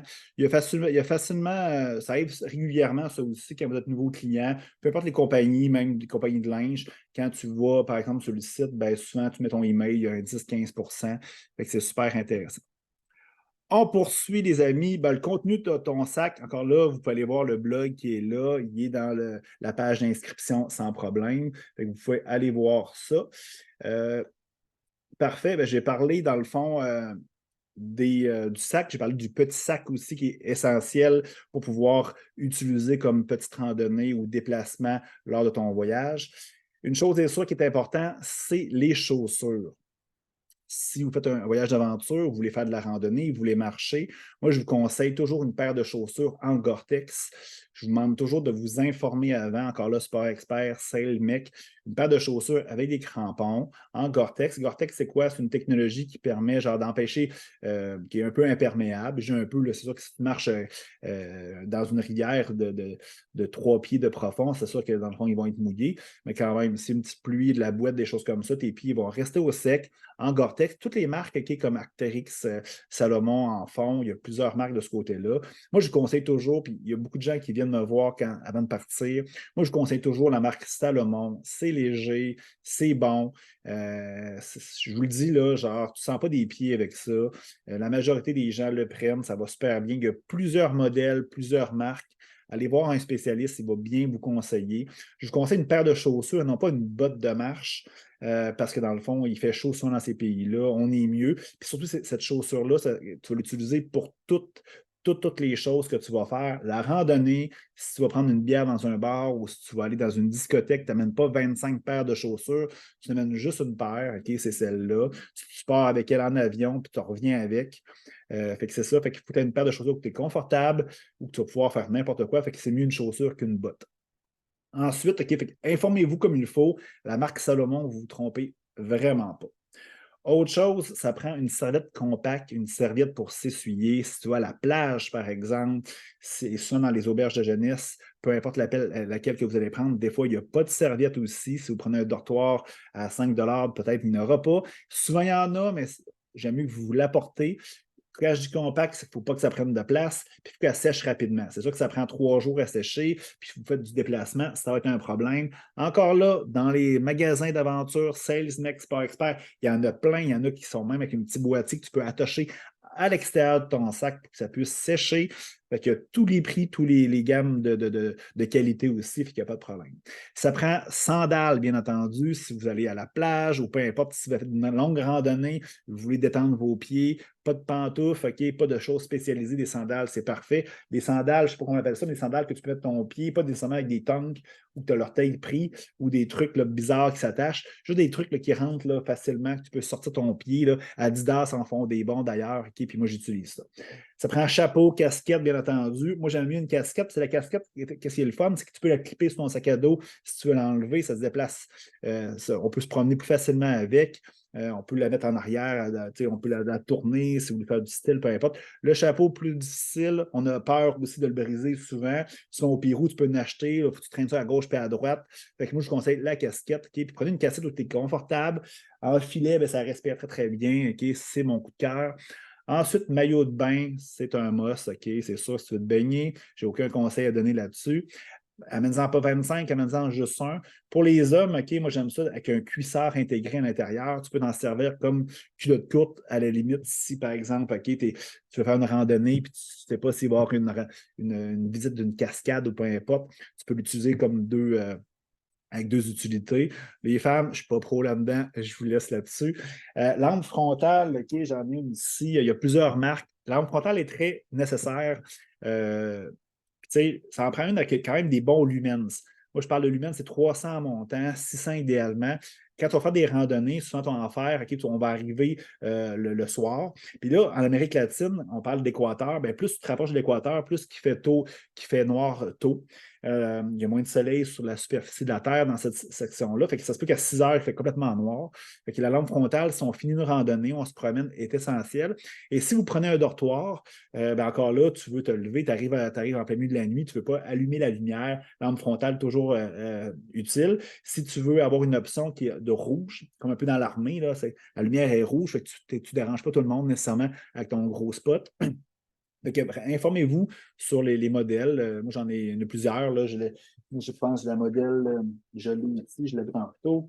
C'est PETZ, PETZL, je ne sais pas si je le prononce au micro. Ça fonctionne super bien. Il y a tous les prix. Encore là, je vous dis, c'est un must, c'est essentiel sur certaines randonnées, certains dortoirs, certains hôtels. Utilisez ça. Après ça, crayon, puis le crayon est essentiel. Ça, je n'en reviens pas que même en voyage valise, il y a souvent des documents à remplir dans l'avion ou à l'aéroport en arrivant pour pouvoir rentrer. On est chanceux au Canada, on n'a pas besoin de visa pour visiter la majorité des pays, contrairement à d'autres pays, même la France, pour venir au Canada, ils ont des documents à remplir d'avance. Donc, on est chanceux, on est accepté pratiquement partout, mais souvent, il y a des documents à remplir. Le crayon est essentiel. Si tu ne veux pas demander à tout le monde qui est dans l'avion s'ils peuvent prêter ton crayon. Cahier de notes aussi essentiel si tu veux écrire tes pensées. Je vous conseille toujours d'écrire vos objectifs aussi. Pourquoi tu pars en voyage? Parce que souvent, quand tu pars en voyage d'aventure, tu pars d'une façon, puis tu reviens toujours d'une autre façon. Tu reviens toujours transformé, évolué, tout ça. Alors, c'est le fun d'écrire nos pensées dans un petit cahier de notes, le plus petit possible aussi, parce que ça prend beaucoup de place. Essayez de prendre un modèle qui est assez flexible, qui peut épouser la forme du sac ou qui rentre dans ton sac banane facilement. Après ça, ben, bouteille d'eau filtrante, ça, c'est un must encore. Tu sais, les gens, encore dans les préjugés, moi, j'ai la marque, on va très mal, Growl, G-R-A-Y-L. Ça se trouve être une marque, c'est une bouteille filtrante. Et moi, je conseille vraiment une bouteille qui va pouvoir filtrer l'eau. C'est la majorité des problèmes qui se peut avoir côté maladie, puis là, je ne parle pas d'une maladie là, grave, là, comme par exemple des maux de cœur, des choses comme ça. Ça peut être avec l'eau. C'est pas la qualité de l'eau, elle peut être variable dans des places. Fait que c'est important d'avoir une gourde filtrante. Comme ça, tu peux filtrer ton eau, tu enlèves les bactéries, tu enlèves les virus, ton eau est toujours correcte. Puis si tu vas un petit peu plus en voyage d'aventure, style expédition, bien souvent, tu vas pouvoir prendre l'eau d'une rivière, d'un lac. Puis c'est toujours cool, OK, je suis un peu intense, mais tu sais, prendre l'eau du lac Titicaca, OK, ça, le lac Titicaca, c'est comme le Gange, j'exagère un petit peu, là, mais il y a plein de choses qui flottent, des choses comme ça. Fait que c'est toujours le fun de goûter à l'eau locale de places emblématiques comme le lac Titicaca, le Gange, peu importe. Puis, mais souvent, à l'hôtel, si tu veux prendre l'eau au robinet, la filtrer, ben, tu minimises beaucoup les risques. Ensuite, manteau imperméable, ça c'est important. Et s'il pleut, ça peut scraper une randonnée. Fait que ça prend un manteau, capuchon, pas le gros manteau là, qui cache les genoux, tout ça, là, un manteau là, où tu vas être bien pour marcher, que tu vas pouvoir utiliser à toutes les sauces. C'est important. North Face en font des bons, Valstraven aussi. Toutes les marques en font. Fait que imperméable, c'est important. Ça prend vos câbles de cellulaire, de trucs électroniques que vous apportez, mais ça prend une batterie. Ça, là, c'est essentiel. Là, on voit un petit peu mal, encore une fois, mais une batterie, c'est que dans le fond, tu la charges. C'est une bonne batterie. Moi, c'est une 10 000 mAh, fait que je peux charger plusieurs fois mon téléphone, ma montre intelligente. Parce que des fois, exemple, dans l'avion, souvent, ben, ils ont un fil où tu peux connecter ton périphérique. Mais souvent, ce n'est pas la même prise. Par exemple, des fois, c'est du type C USB, des fois, c'est une prise standard. Fait que ça, tu choisis vraiment quelque chose de qualité avec toutes tes prises que tu as besoin. Fait que si tu es mal pris, tu n'as pas de prise de courant dans ton dortoir, tu veux charger ton cellulaire, ben, c'est toujours essentiel. Tu pars en randonnée où il n'y a pas de jus, tu veux garder des photos pour ton expérience, pour des souvenirs, la batterie est toujours importante. Un cadenas compact aussi, encore là, il y en vend partout. Souvent dans les dortoirs, tu vas avoir une place pour pouvoir sécuriser des choses, un fameux casier. Fait que souvent, avec un cadenas, ça permet d'avoir de la sécurité. Tes vêtements apportent du linge qui est confortable, du court, du long, on ne sait jamais. Dans les pays d'Amérique latine, surtout proche de l'équateur, souvent il fait noir très tôt, puis il fait en altitude, souvent, des fois, il fait froid. C'est-à-dire que dans le fond, ça prend un hoodie, ça prend des pantalons longs des fois.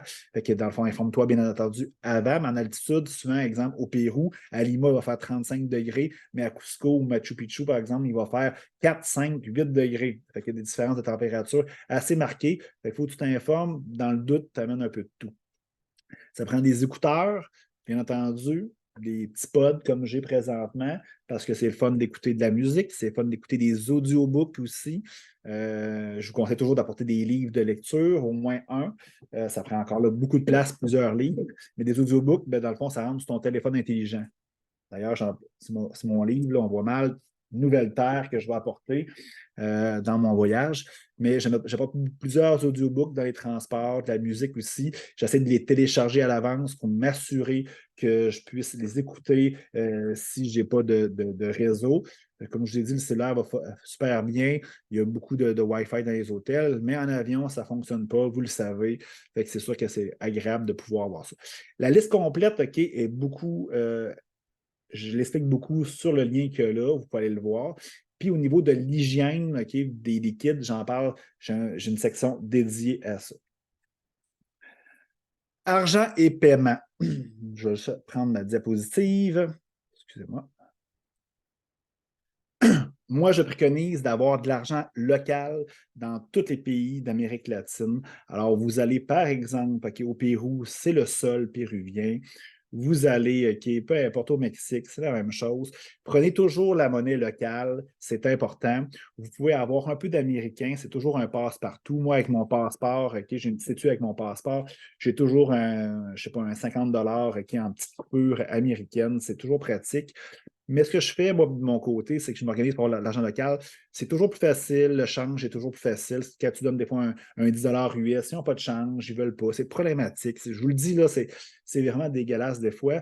Puis, je ne vous conseille pas de prendre ça nécessairement à l'avance. Parce que les gens, exemple, tu vas au Pérou, c'est du sol, les gens vont aller à leur banque. Ça, c'est un fameux préjugé que j'aurais dû parler. Ils vont à leur banque pour changer du sol. La majorité des trucs, OK, des types de monnaie, les banques, ils n'en ont pas. Puis à la limite, OK, à part l'américain, l'euro, le taux de change va être dégueulasse. Fait que vous perdez justement au change. Allez pas voir vos banques pour faire changer du change. Je sais que dans plusieurs villes, comme à Québec, au centre commercial, je pense que c'est Laurier, il y a un bureau de change ICE qui sont les mêmes qu'à l'aéroport de Montréal et de Québec. Mais encore là, moi, je vous conseille fortement d'attente à l'aéroport. C'est de l'américain, vous pouvez les changer directement à l'aéroport de Montréal ou de Québec. Il y a même des guichets automatiques qui font le taux de change automatique. Ça va super bien. Si, par exemple, OK, c'est d'autres devises étrangères que l'américain, je vous conseille d'attendre à l'aéroport l'autre côté. Il y a peut-être des gens qui ne seront pas d'accord, là, mais moi, c'est ça que je vous conseille. Vous allez là-bas, OK, vous trouvez un bureau de change, puis c'est sûr que les guichets automatiques, souvent à l'aéroport, rendu à destination, des fois, il y a des taux de change assez élevés. C'est sûr que dans le fond, ça se peut qu'il y ait 10 OK, de taux de transfert. Fait que soyez intelligent quand, par exemple, vous allez faire des transactions. Ah, je vais prendre juste un 50 en sol, puis après ça, je verrai. Bien, ça coûte 10 de transaction. Faites attention. Souvent, les bureaux de change avec un être humain qui va être là vont coûter beaucoup moins cher de transaction. Fouille-moi pourquoi, j'en ai aucune idée. Puis souvent, ils acceptent ta carte de crédit. Puis moi, je vous conseille de prendre votre carte de crédit. Souvent, les gens vont prendre du canadien, puis fait que, en cash, mais là, il va y avoir de la monnaie, des choses comme ça.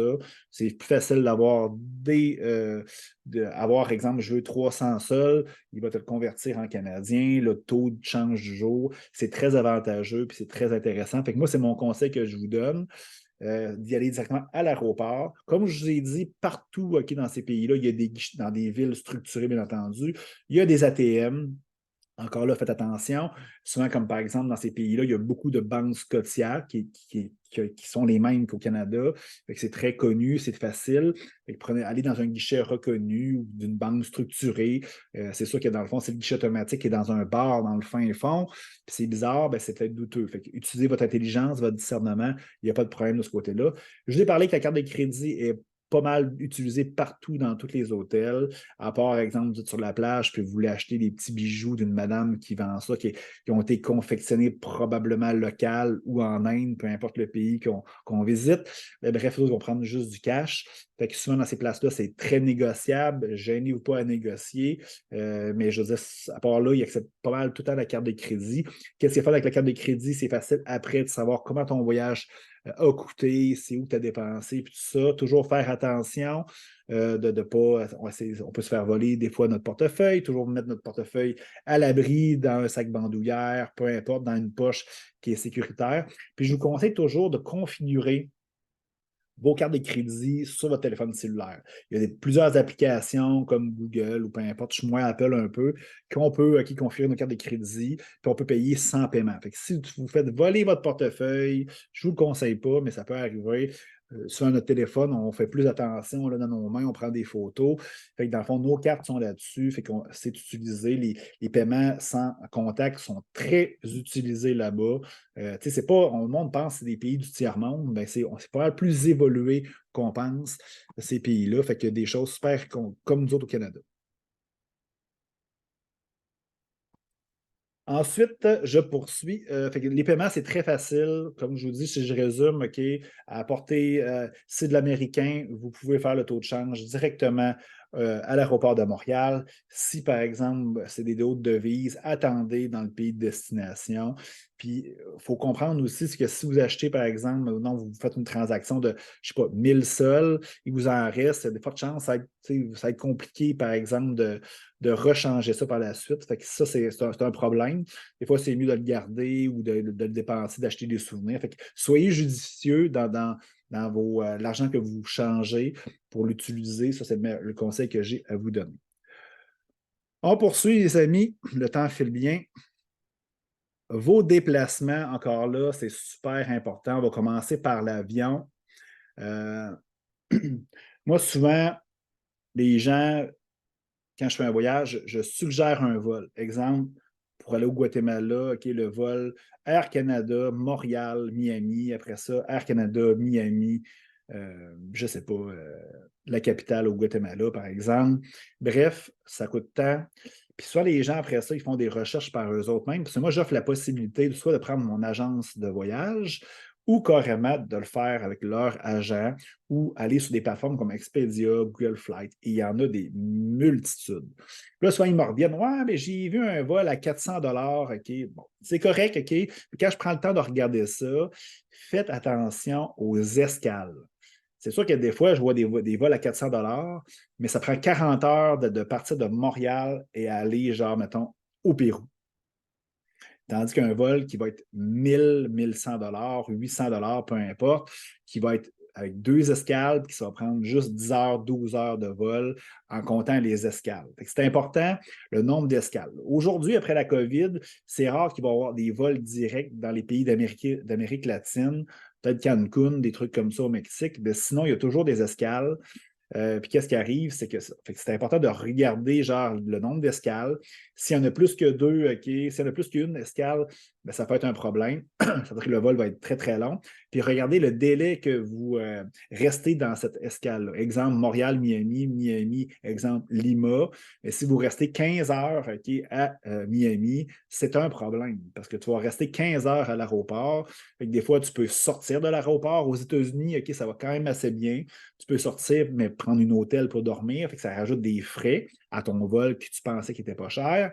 Et après ça, ben, dans le fond, il peut y avoir des problèmes, des choses comme ça. Tes bagages ne suivent pas, fait qu'il faut aller chercher au carrousel s'ils sont mis en soute à bagages. Fait qu'il y a beaucoup d'inconvénients. Prenez le temps de vous informer. Puis souvent, bien, il y a beaucoup d'escales. Comme 2 escales, bien, c'est sûr que c'est des vols qui vont être très, très longs, très exigeants physiquement. Vous le savez, qu'est-ce qui fatigue, c'est les déplacements et les transports dans ce genre de voyage-là. Prenez le temps de regarder comme il faut. Puis des plateformes comme Expedia, Google Flight et compagnie, qu'est-ce qu'ils font? Ils regardent le prix avant tout et non pas la qualité du vol. Je comprends que tu ne vas pas payer 4000 pour un vol, mais il y a un juste milieu. Prenez le temps de regarder ça. Les prix les moins chers sont souvent les vols les moins intéressants. Les prix des vols ont augmenté aussi de façon considérable. Exemple, Montréal-Miami, il y a 6 voyages par jour d'Air Canada, qui sont toujours pleins. Avant, il y avait des Montréal-Lima direct, qui étaient plus ou moins vides, plus ou moins pleins plutôt. Qu'est-ce qui arrive, c'est que ces vols-là sont pleins, qu'ils sont pleins, c'est plus cher, etc., etc. Et là, ils regroupent tous les vols dans le hub, Air Canada ou toutes les autres compagnies, Houston, Chicago et compagnie Atlanta, et qui regroupent tous leurs vols, fait que les vols sont toujours pleins, le prix a augmenté de façon assez considérable.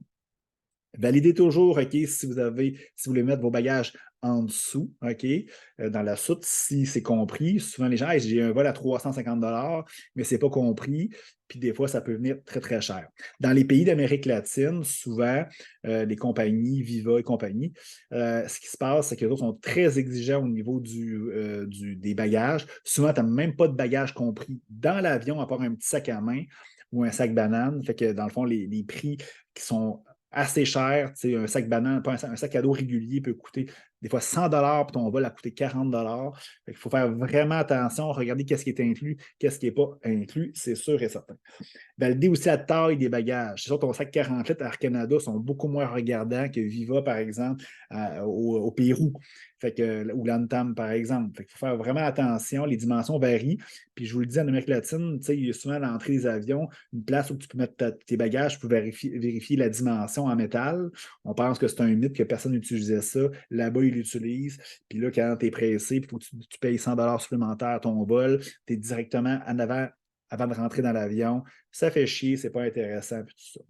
Au niveau du déplacement hors avion, que ce soit des taxis. Je vous demande tout le temps, OK, surtout à l'aéroport, il y a beaucoup d'attrapes touristes à l'aéroport, que ce soit des taxis structurés ou pas. Moi, je vous conseille toujours de prendre des taxis structurés. Ça veut dire, dans le fond, ça a l'air d'un taxi jaune-orange avec une pancarte sur le dessus. C'est beaucoup plus sécuritaire, bien entendu, mais il y a du monde qui vont venir te chercher. Il y a du monde qui vont avoir des voitures régulières. Il y a du Uber aussi. Prenez toujours des voitures structurées, s'il vous plaît. Puis essayez de négocier le prix avant de partir. Exemple, vous allez à je sais pas, au Hilton, vous allez, peu importe, au Celina, à l'hôtel, ben, dites tout le temps, OK, ben, comment ça coûte? Vous donnez-moi une estimation, parce que c'est sûr que si tu ne donnes pas, ça peut coûter extrêmement cher. 50 OK, pour une course qui peut coûter juste 10 mais des fois, ça peut influencer la qualité de ton voyage assez rapidement. Demandez-y toujours un prix fixe le plus possible. Retenez la phrase à la limite, écrivez-la sur un papier. Google Translate, c'est super important. C'est ça au niveau des déplacements en taxi. Ce que vous pouvez faire aussi, c'est que si vous prenez un hôtel à l'avance, bien, écrivez à l'hôtel avant de partir, OK, puis dites, bien, j'arrive, mon vol, c'est tel numéro, j'arrive à 10 heures, telle journée, pouvez-vous venir me chercher? Fait que souvent, qu'est-ce qu'ils vont faire? Ils vont, oui, charger un petit peu, mais souvent, c'est beaucoup moins cher. Tu arrives à destination, il y a une belle pancarte écrit Hugo Dubé. Fait que c'est simple, c'est facile, c'est sécuritaire, mais ça a un coût, bien entendu. Au niveau des autobus, il y a plein d'autobus. C'est sûr que dans le fond, tu peux prendre des autobus privés, mais les systèmes d'autobus, souvent, sont assez très structurés là-bas. Fait que souvent, moi, ce que je fais, c'est que je demande vraiment à l'hôtel, bon, OK, je dois me déplacer, exemple, comme demain, OK, je pars en Équateur, je dois me déplacer dans le pays. Je demande vraiment c'est quoi à l'hôtel, c'est quoi la meilleure façon de me déplacer pour aller à telle place. Fait que des fois, c'est des bus plus locaux, mais des fois, ils vont me suggérer un transport inter-hôtel comme je vais vous en parler tantôt de l'hébergement, moi, j'ai tendance à prendre toujours la même chaîne d'hébergement, puis j'ai une chaîne à vous recommander. Souvent, ils ont des transports inter-hôtels pour favoriser justement que les touristes se déplacent dans leur chaîne. Souvent, ça coûte très pas cher, c'est porte-à-porte. Informez-vous à l'hôtel de vos déplacements quand vous voulez changer de ville, changer de choses, de place. C'est très important. Si vous avez des escales super longues, n'ayez pas peur d'aller dans les salons. Il y a beaucoup de cartes de crédit qui sont acceptées dans les aéroports qui ont des salons inclus. Moi, la mienne, je n'ai 6 par année. Certains aéroports, OK, ça, sont pas compatibles, comme par exemple à Miami, Visa Desjardins, ben, c'est pas compatible. Et souvent, ça coûte 30 40 le salon. Puis là, quand je parle de salon, c'est que tu peux passer la majorité de ton vol, de ton escale dans ce vol-là, dans ce salon-là. Souvent, c'est écrit juste, tu as juste droit à 3 heures, mais c'est pas vrai. Des fois, j'ai 6 heures d'escale, j'ai 4 heures d'escale, puis ils acceptent tout le temps ça. Ayez pas peur, allez-y, au pire, ils vont dire non. Si votre carte est acceptée, OK, tant mieux. Si elle ne l'est pas, ben 30 par exemple, US, tu passes là 6 heures assis confortablement dans une banquette. Tu as de l'alcool illimité, tous les breuvages, tu as de la nourriture, que ce soit déjeuner, dîner, souper, tu as de la télévision, tu peux charger ton cellulaire, il y a du Wi-Fi de qualité. Ayez pas peur, des fois, qui rester assis comme la madame que vous voyez à l'écran, ça peut être désagréable, OK, si tu as un non-escale. L'hébergement, on en parle. Bon, on a parlé un peu de tout inclus. C'est sûr que les tout inclus, c'est facile. Hein? On arrive, l'hébergement est inclus. OK, bon, tu n'as pas besoin de te casser la tête. Au niveau des voyages d'aventure, ben moi, comme je vous ai dit, je conseille les auberges de jeunesse, les hostels. La raison est très, très simple. Si je compare ça à un hôtel régulier, l'auberge de jeunesse, ben, dans le fond, tu as la possibilité de plusieurs hébergements différents, comme des dortoirs. C'est pas rare que tu vas avoir un dortoir à 5 US de la nuit. Ça coûte vraiment pas cher. C'est sûr que tu vas dormir avec d'autres personnes dans le dortoir. Des fois, tu vas être seul aussi, tout dépendamment de la période de l'année et l'hôtel. La toilette, OK, la douche va être souvent publique, partagée, mais ça ne coûte pas cher. Souvent, dans ces auberges-là aussi, il y a des cuisines communes. Fait que tu peux aller à l'épicerie. Ils sont très développés là-bas. La nourriture est super bonne. Les fruits, c'est extraordinaire. Tu achètes, tu vas dans la cuisine, il y a des assiettes, des chaudrons. Fait que tu peux faire ta propre bouffe. Ça diminue souvent les coûts. Tout dépendamment de ce que tu achètes. C'est sûr, si tu achètes beaucoup en grosse quantité, ça se peut que tu perdes du stock. Mais si tu es judicieux et tu fais quelque chose de comme il faut, tu peux sauver des coûts de ce côté-là. Fait que souvent, puis tu peux partager la nourriture avec des gens, tu peux échanger, tu peux parler avec des personnes qui sont habituées à ce genre de voyage-là, à avoir des activités que tu n'aurais pas vues auparavant. Fait que, bref, ça, c'est vraiment intéressant. Il y a des chaînes d'auberges de jeunesse, Hostel Celina, c'est écrit à l'écran. Une application mobile. Tous les pays d'Amérique latine, il y en a plusieurs. En Équateur, il y en a 5 ou 4. Tu peux même faire la tournée des Celina sans problème. C'est toujours la même qualité. Il y a des piscines, il y a un bar, il y a un restaurant. C'est toujours agréable. C'est toujours dans un spot intéressant localement dans la municipalité, dans la ville. Moi, je vous conseille ça. Tu peux télécharger l'application mobile Celina. Tu peux te créer un compte, tu as des rabais, puis tous tes trips, tous tes voyages que tu fais comme moi en Équateur, c'est tout écrit. Fait que tu peux te promener, tu peux même, ils t'offrent des activités qu'eux autres, ils peuvent vendre avec des partenaires. Fait que c'est super intéressant. Ils peuvent venir te chercher avec l'application aussi directement à l'hôtel. Fait que je vous conseille les Celina, je vous le dis, c'est mon secret de voyage. J'ai découvert ça il y a quelques années. C'est extraordinaire la qualité des auberges de jeunesse Celina. Sinon, comme je vous dis, vous pouvez toujours aller voir dans les hôtels, mais là, c'est sûr, ça peut être variable.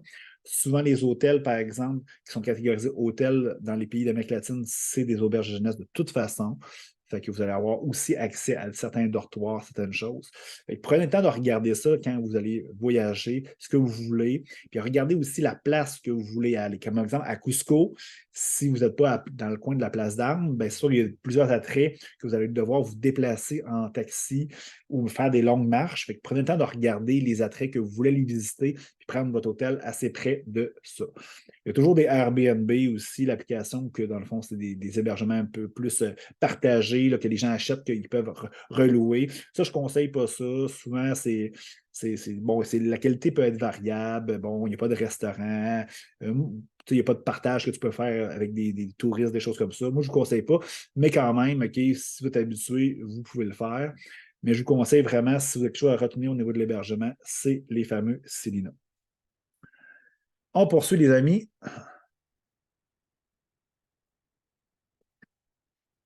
Les médicaments, vaccins et l'hygiène, c'est un gros point.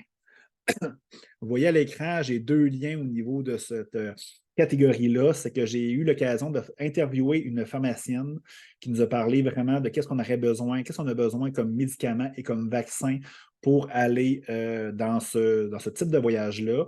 Je vous les résume de toute façon. C'est une pharmacienne qui est vraiment dans la bienveillance, qui connaît les voyages. Elle n'est pas là pour vous suggérer 1 million de choses. Je vais vous les résumer quand même. Puis l'autre lien, c'est mon amie Sophie qui parle un peu plus d'hygiène avec des produits naturels, quoi faire, tout ça. Je vous l'ai dit, au niveau de l'hygiène, puis même au niveau des médicaments, ça prend des bouteilles de 100 millilitres et moins, 1 litre maximum. Fait qu'il faut être judicieux dans nos choses qu'on apporte. Là-bas, je vous ai dit qu'il y avait des pharmacies, même à l'aéroport, vous pouvez acheter du savon.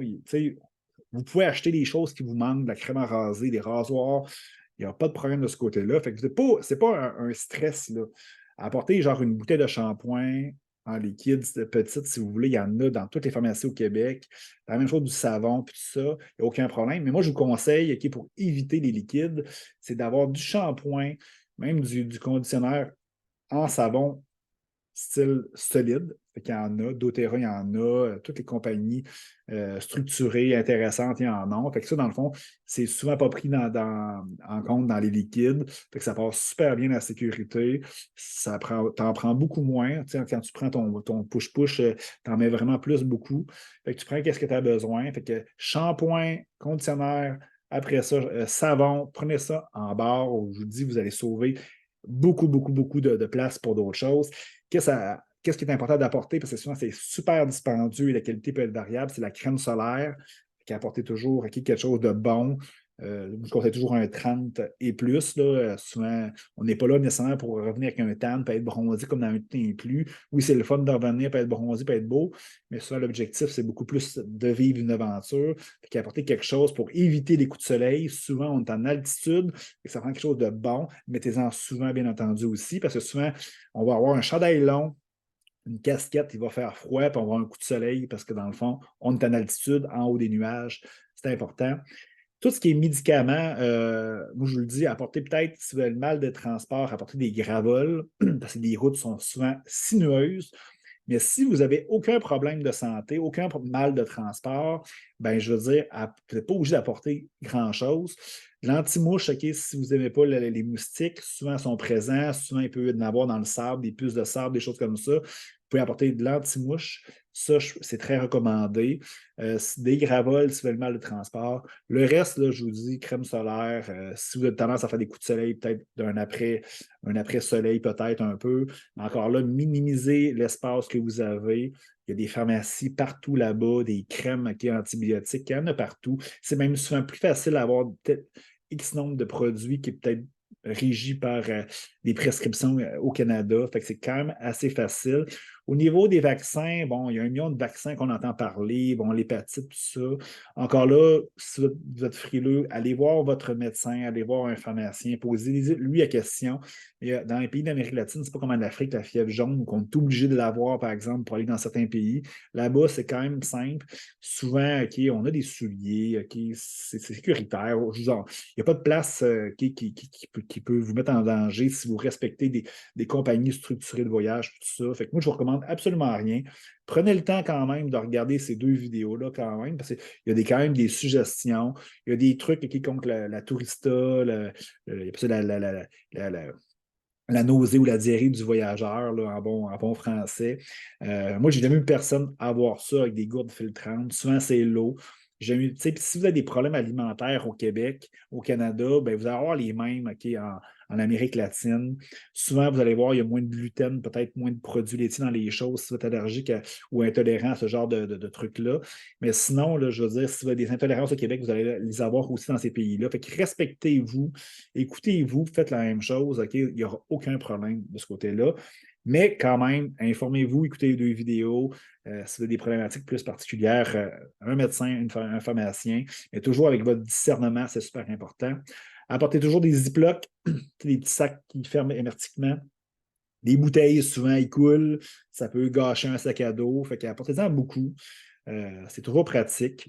Ça peut être un sac de vidange aussi, par exemple, pour votre linge sale, par exemple. C'est les sacs blancs, si vous voulez, par exemple, fait que vous mettre d'autres choses et vous avez peur que ça coule ou peu importe, ça pue. Ça, c'est toujours intéressant. Apportez-vous aussi des bouchons si vous êtes dans les dortoirs. Ça se peut qu'il y ait des gens qui ronflent.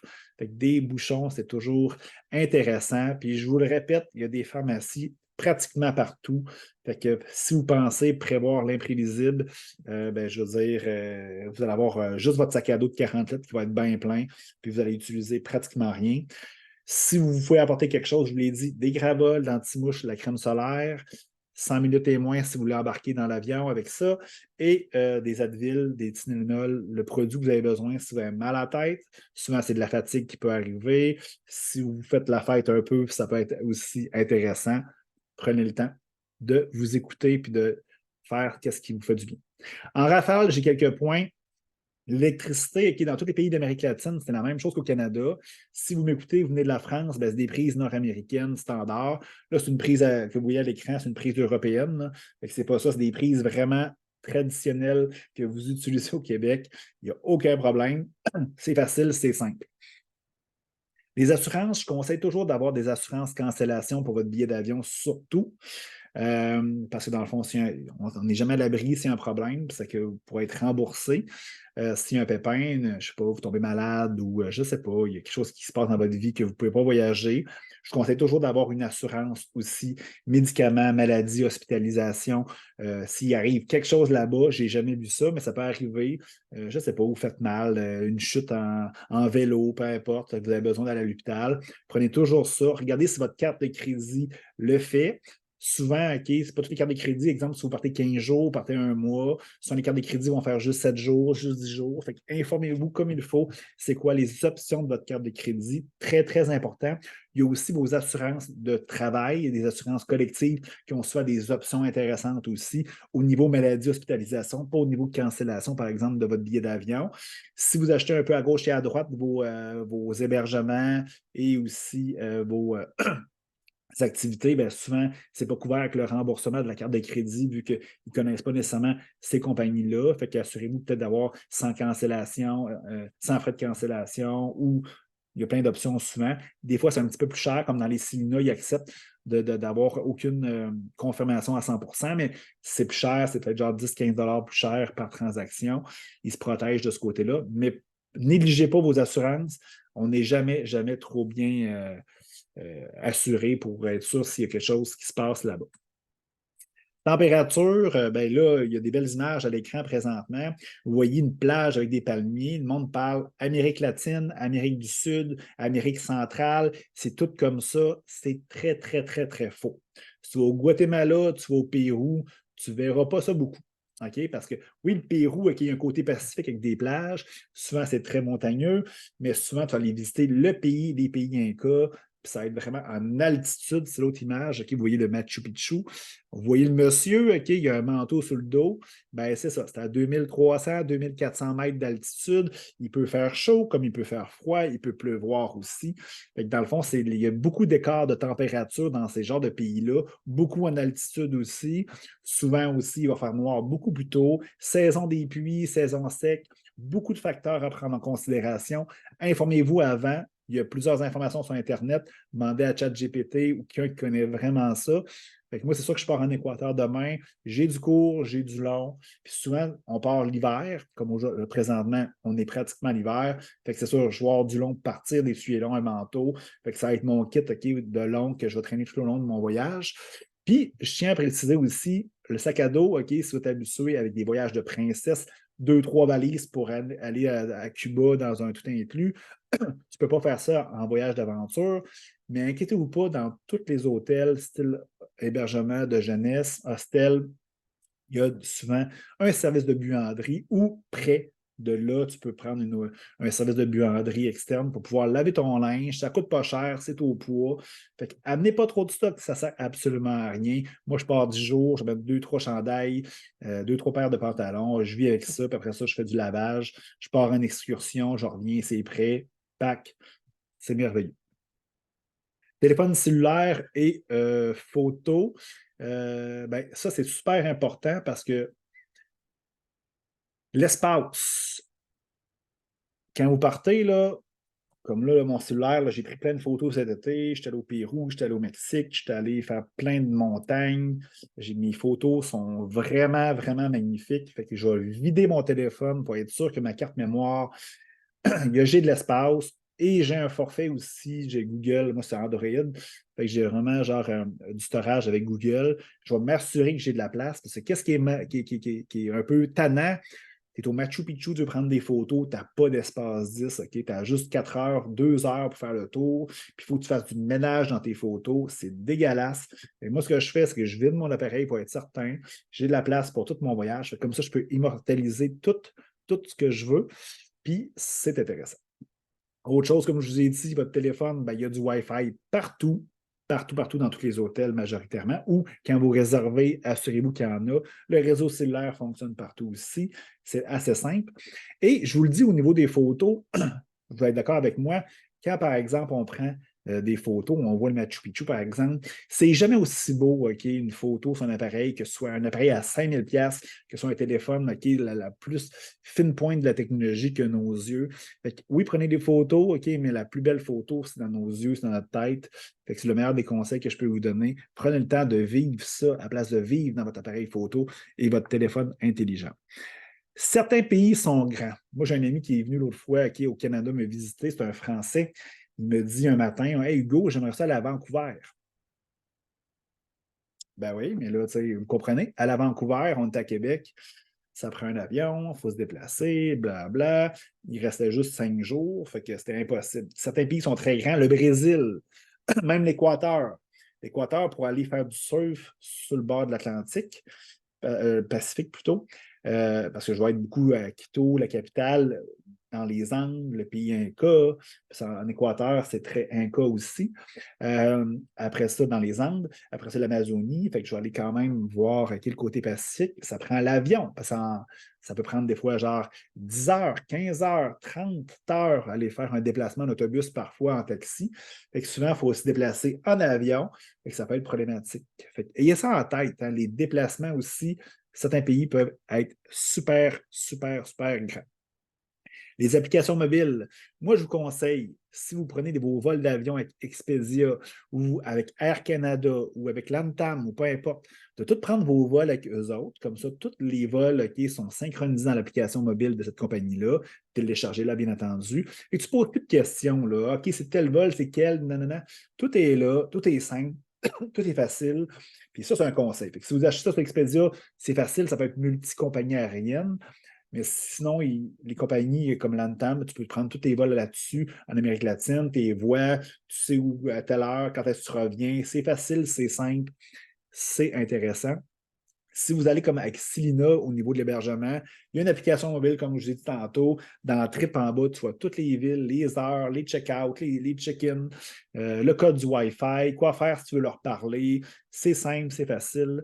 WhatsApp, si tu veux, au Canada, on n'est pas habitué à WhatsApp, mais si tu veux parler avec des gens en Amérique latine, ça prend cette application-là. Je sais qu'au côté européen et majoritairement dans le monde, ils l'utilisent énormément beaucoup. Exemple, ton guide, c'est sûr et certain. Si tu bookes un voyage, exemple, dans le parc Cotopaxi, visiter un volcan, c'est sûr qu'il va te contacter par WhatsApp. Si tu ne l'as pas, il va te demander de le télécharger et de créer un compte. L'hôtel Selina, ils vont te contacter aussi. Hey, le transport est là présentement à telle place. Ça prend cette application-là. Inquiétez-vous pas, ça appartient à Facebook, à Meta, c'est très sécuritaire. Autre chose super intéressante, l'application Audible. Je vous ai parlé de livres tout à l'heure, OK? D'audiobook. Ben, Audible, c'est Amazon. c'est des livres audio. Tu peux t'abonner, tu peux les acheter des crédits aussi unitairement pour acheter des livres audio. C'est super intéressant. Il y a des livres audio en français sur tous les sujets que vous pouvez même imaginer. Fait que c'est très intéressant, il n'y a pas d'excuses. Anecdote rapidement, j'ai pratiquement tout dit, les anecdotes au fur et à mesure, mais je vais vous donner une anecdote super concrète qui démontre un peu genre comment les gens sont des fois. En 2020, moi, j'ai décidé d'aller faire un voyage avant juste la COVID, en janvier 2020. La COVID a commencé au Québec en mars. J'ai décidé d'aller faire un voyage seul à Istanbul. Aucune idée, j'étais attiré par ce pays-là, probablement l'histoire, vous savez, Constantinople à l'époque, qui était un pays, qui était une ville très populaire romaine, que l'Empire romain a scindé en deux, l'Occident, l'Orient, puis dans le fond, ben, ça a été l'Empire romain a continué à Constantinople. Bref, les Ottomans ont conquis cette ville-là. J'étais super intéressé, OK? Super intéressé à aller visiter Istanbul. Je vais là-bas, mais avant d'y aller, j'ai parlé à mes amis, à mes parents, puis tout ça. Puis tout le monde, OK, m'a déconseillé d'aller à Istanbul. Sérieux, il y avait un conflit avec l'Iran, avec les Américains. La Turquie, parce qu'Istanbul est en Turquie, il y a une frontière commune avec le Liban à l'époque, toujours présentement aussi. La Syrie aussi, vous connaissez, qui est l'État islamique, qui est super proche. Après ça, il y avait des problèmes aussi. Bon, les musulmans, puis là, je ne suis pas dans le jugement, ben, c'est un pays qui est musulman, fait que c'est sûr que ça peut avoir des problèmes. Après ça, il y a beaucoup de terroristes. C'est une grosse ville, Istanbul, il y a 14 millions, 16 millions d'habitants. C'est sûr que c'est une ville sale qui pue, blablabla. 1 million de préjugés sur cette ville-là, ce pays-là. Puis si j'aurais écouté tout le monde, je ne serais même pas allé. Puis j'ai pensé, hein. Puis là, c'était qui? C'était mon père qui n'avait jamais voyagé. C'était un agent de voyage qui n'a jamais été dans ce genre de pays-là, qui voulait me vendre un tout inclus. C'était 1 million de personnes qui n'avaient jamais voyagé. Fait que prenez le temps de regarder c'est qui donne ces conseils-là. C'est qui? Est-ce qu'il connaît ce pays-là? Est-ce que cette personne-là a déjà voyagé? Est-ce qu'il est dans la bienveillance? Est-ce que cette personne-là veut te protéger? Est-ce que cette personne-là est dans la jalousie, dans l'envie? Prenez le temps de regarder ça. En fin de compte, j'ai réservé un guide francophone là-bas pour me faire visiter la première journée des attraits touristiques, la deuxième, tout ce qui est locaux. Puis après ça, j'ai revisité ça par moi-même, OK, pour faire mon idée, prendre mon temps. Puis l'agent de voyage me disait, j'allais prendre une bière un soir avec lui, tu sais, jasais les préjugés que les gens m'avaient donnés envers son pays, envers sa ville. Il m'a dit quelque chose d'extraordinaire. Il dit, tu sais, les terroristes, là, les terroristes ne sont pas à Istanbul puis en Turquie. Là. Ils sont chez vous, au Canada, les terroristes. Puis là, moi, je pars à rire. Je dis, ben non, ben non. OK, il montre des stats. Il n'y avait pas eu un attentat terroriste à Istanbul et en Turquie pendant au moins 10 ans, où c'était très mineur. Au Canada, il y en avait 4-5. Marquant récemment à Saint-Jean-sur-Richelieu, la mosquée à Québec, il y avait beaucoup plus d'attentats terroristes au Canada, au Québec, qu'en Turquie. Puis c'est répertorié sur Google. Là. Après ça, il me disait, vous autres, là, quand vous êtes fatigués, là, quand vous n'aimez pas votre travail, vous tombez en dépression. Nous autres, on change de travail. T'sais. C'est juste un travail. T'sais. Puis, quand je parlais aux gens là-bas, tout le monde pensait à cette vibe-là. Après ça, dans les nouvelles, là, quand tu ouvres les nouvelles, mettons, je prenais le bateau pour traverser sur la rive sud asiatique, ils font des nouvelles toutes positives. Les choses négatives, là, ils n'en parlent pas trop. Tu sais, thinking oriental, occidental, hein, c'est complètement différent. Après ça, vous autres, là, vos enfants, là, vous faites mal à vos enfants. C'est comment on voit dans les nouvelles des gens qui battent leurs enfants, qui les maltraitent, tout ça. On a un pays civilisé théoriquement, mais nous autres là-bas, non, nos enfants, nous autres, on les aime, c'est notre priorité, puis tout ça. Et juste pour comprendre que j'ai découvert un pays tout autre que les préjugés que j'avais reçus de gens qui n'avaient même pas voyagé. Puis j'ai découvert un pays extraordinaire.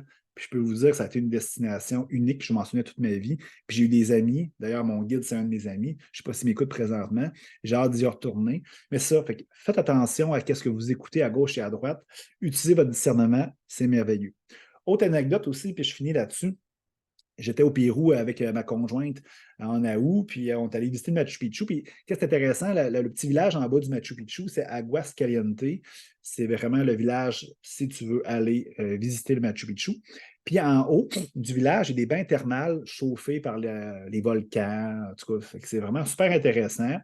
Puis on va là, puis en fin de compte, on rentre dans des bains, puis on voit des gens puis qui parlent français. C'est deux gars, genre avec eux autres. Le gars, ça fait comme 3 mois qu'il est parti en voyage. Puis là, il était rendu au Machu Picchu. Puis lui, il était improvisation totale. Puis lui, il a réservé les billets du Machu Picchu la veille. Mais quand on regarde ça au Canada, faut que tu réserves ça 6 mois d'avance. Le Machu Picchu, c'est super contingenté, super populaire. Hey, des fois, ils ferment, OK? Puis là, tu peux scraper ton voyage si tu n'as pas de billet, puis c'est compliqué. Mais là-bas, dans le petit village, il offre, je pense, 1 000 billets par jour, OK, dans un bureau touristique. Tu fais une file, bien entendu, c'est sûr. Puis tu offres toutes les autres destinations comme le Huayna Picchu aux côtés. Et juste pour vous dire, on essaie de planifier, surplanifier nos voyages. Puis souvent, quand on est là, on jase avec des gens, on découvre des facilités, des choses qu'on n'aurait pas découvert si on n'aurait pas eu ce genre de discussion-là. Fait que laissez de la souplesse dans votre voyage, laissez de l'improvisation. Puis c'est de même qu'on découvre les plus belles choses. C'est mes 2 anecdotes que je voulais vous raconter. 2 voyages que j'organise, OK, bientôt. Là, vous savez, je pars en Équateur demain, mais dans le fond, le 9 février pour 10 jours, un magnifique voyage au Guatemala. Sérieux, je l'ai fait en 2023, pratiquement à pareille date cette année. Puis je vous dis, là, c'est le lac, comme les photos que vous voyez, on voit le lac Atitlan bordé là, vraiment de volcans majestueux. On va aller visiter les pyramides Maya. Là-bas, il y a beaucoup de Maya. Je parlais beaucoup d'Inca tantôt au Pérou puis en Équateur. Là, c'est plus Maya. On va aller monter un volcan. Sérieusement, le Guatemala, c'est mon coup de cœur 2023. C'est extraordinaire. Si vous pouvez vous payer ce genre de voyage-là, c'est 1 150 $. C'est facilement peut-être 700 $ pour le billet d'avion. Il y a un peu de nourriture à payer, bien entendu. Mais je vous le dis, c'est un voyage extraordinaire. Ça va vous transformer. Pensez-y, écrivez-moi si vous voulez avoir plus d'informations. Le Pérou, c'est le 23 mars 2024. Encore là, c'est 10 jours. Le Pérou, c'est un voyage d'une vie. C'est dans votre bucket list, OK, avant de mourir, aller au Pérou, extraordinaire. La culture Inca, on parlait de Maya tantôt, là, c'est Inca, le Machu Picchu, les ruines. On va aller dormir sur une île flottante avec une famille péruvienne. On va aller à Cusco, on va aller la montagne des 7 couleurs. Là. Il y a juste une couleur parce que dans le fond, vous me voyez en haut, là, il neigeait quand j'étais allé. Vraiment, le Pérou, c'est extraordinaire. 10 jours de culture, de sagesse.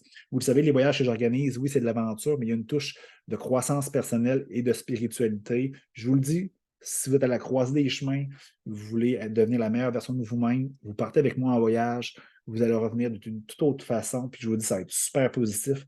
Il y a de magnifiques choses qui vont arriver dans votre existence. J'en suis convaincu. Les 2 voyages en question, j'ai une séance d'information vidéo d'environ 1 heure. C'est sûr, vous pouvez l'écouter au complet. Je parle du Guatemala en premier. Si vous êtes intéressé du Pérou, vous pouvez slider la barre de progression pour arriver au Pérou. Vraiment, je parle vraiment de tout ce qu'on va faire dans chacun de ces voyages-là. Le lien il est là. Si vous êtes inscrit, vous le savez, vous allez pouvoir voir tous les liens si vous avez pris le temps de vous inscrire. Autre service que je fais du coaching guide de vie. Ça fait que si vous n'avez pas le temps d'aller en voyage, ben, je peux vous faire du one-on-one sans problème. Je donne des conférences, je fais des ateliers un peu comme je fais aujourd'hui, des voyages personnalisés, des voyages de groupe. J'écris beaucoup de contenu sur les réseaux sociaux, mon blog aussi, hugoencabal.ca. Fait que gênez-vous pas, j'en fais du contenu gratuit. Puis si vous trouvez ça bizarre que je donne du contenu gratuit, c'est simple. Moi, je crois beaucoup que pour recevoir dans la vie, il faut que tu donnes. Fait que dans le fond, même si je donne présentement, je suis convaincu que l'univers va me récompenser d'une toute autre façon. Comment, je ne sais pas encore, mais j'en suis convaincu. Après ça, ben, dans le fond, mes informations pour me contacter sont là. Tu peux prendre rendez-vous avec moi. Si tu regardes en bas, c'est marqué kenenly.com/Hugo Dubé. C'est encore là, c'est dans les liens qui sont dans l'inscription. Bref, tu peux prendre le café virtuel avec moi. C'est une demi-heure, c'est gratuit, on peut échanger. J'ai une option aussi, discussion en voyage, qui est gratuit aussi dans ce lien-là. Fait que vous pouvez céduler ça. C'est sûr que pour la prochaine semaine, le prochain 10 jours, je suis en Équateur. Mais après ça va me faire plaisir de vous rencontrer, de jaser avec vous et de partager ma passion qui est le voyage. J'ai terminé. Je vais faire un petit tour rapidement sur. Je n'ai peut-être pas été assidu bien sur les questions et les réponses. Il y a des gens qui parlent de certaines cartes de crédit qui ont accès à des langues. Oui, effectivement. Tout ce qui est carte de crédit, Visa, Master, qui sont genre Word Elite ou Word tout court, ils ont accès souvent à des assurances voyage, mais aussi à des salons. Il y a une application mobile pour cette carte de crédit-là ou pour l'association pour les salons qui sont disponibles. Très facile, très simple. Ou sinon, comme je vous l'ai dit, c'est pas cher. Je regarde ça.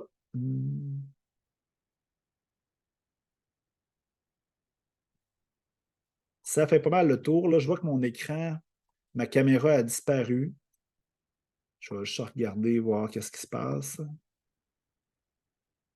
Je pense que c'est de retour. Super. Fait que ça fait pas mal le tour des questions et des commentaires que j'ai reçus. Si vous avez d'autres sujets, des choses que j'ai oubliées aussi, ça c'est fort possible. Vous le savez, j'ai mis quand même beaucoup de temps à préparer ce webinaire-là. Gênez-vous pas, écrivez-moi en privé, ça va me faire plaisir de rajouter ça. Puis si vous êtes intéressé par ce que je fais, partagez, aimez, ça me donne ou commenter, ça va me faire plaisir. Sinon, ben, je vous souhaite vraiment un beau dimanche après-midi. On est rendu quasiment l'après-midi. Sinon, un beau voyage si vous avez planifié un voyage, puis une belle période des fêtes si on ne se reparle pas. Alors, ben, à la prochaine, tout le monde. Bye bye.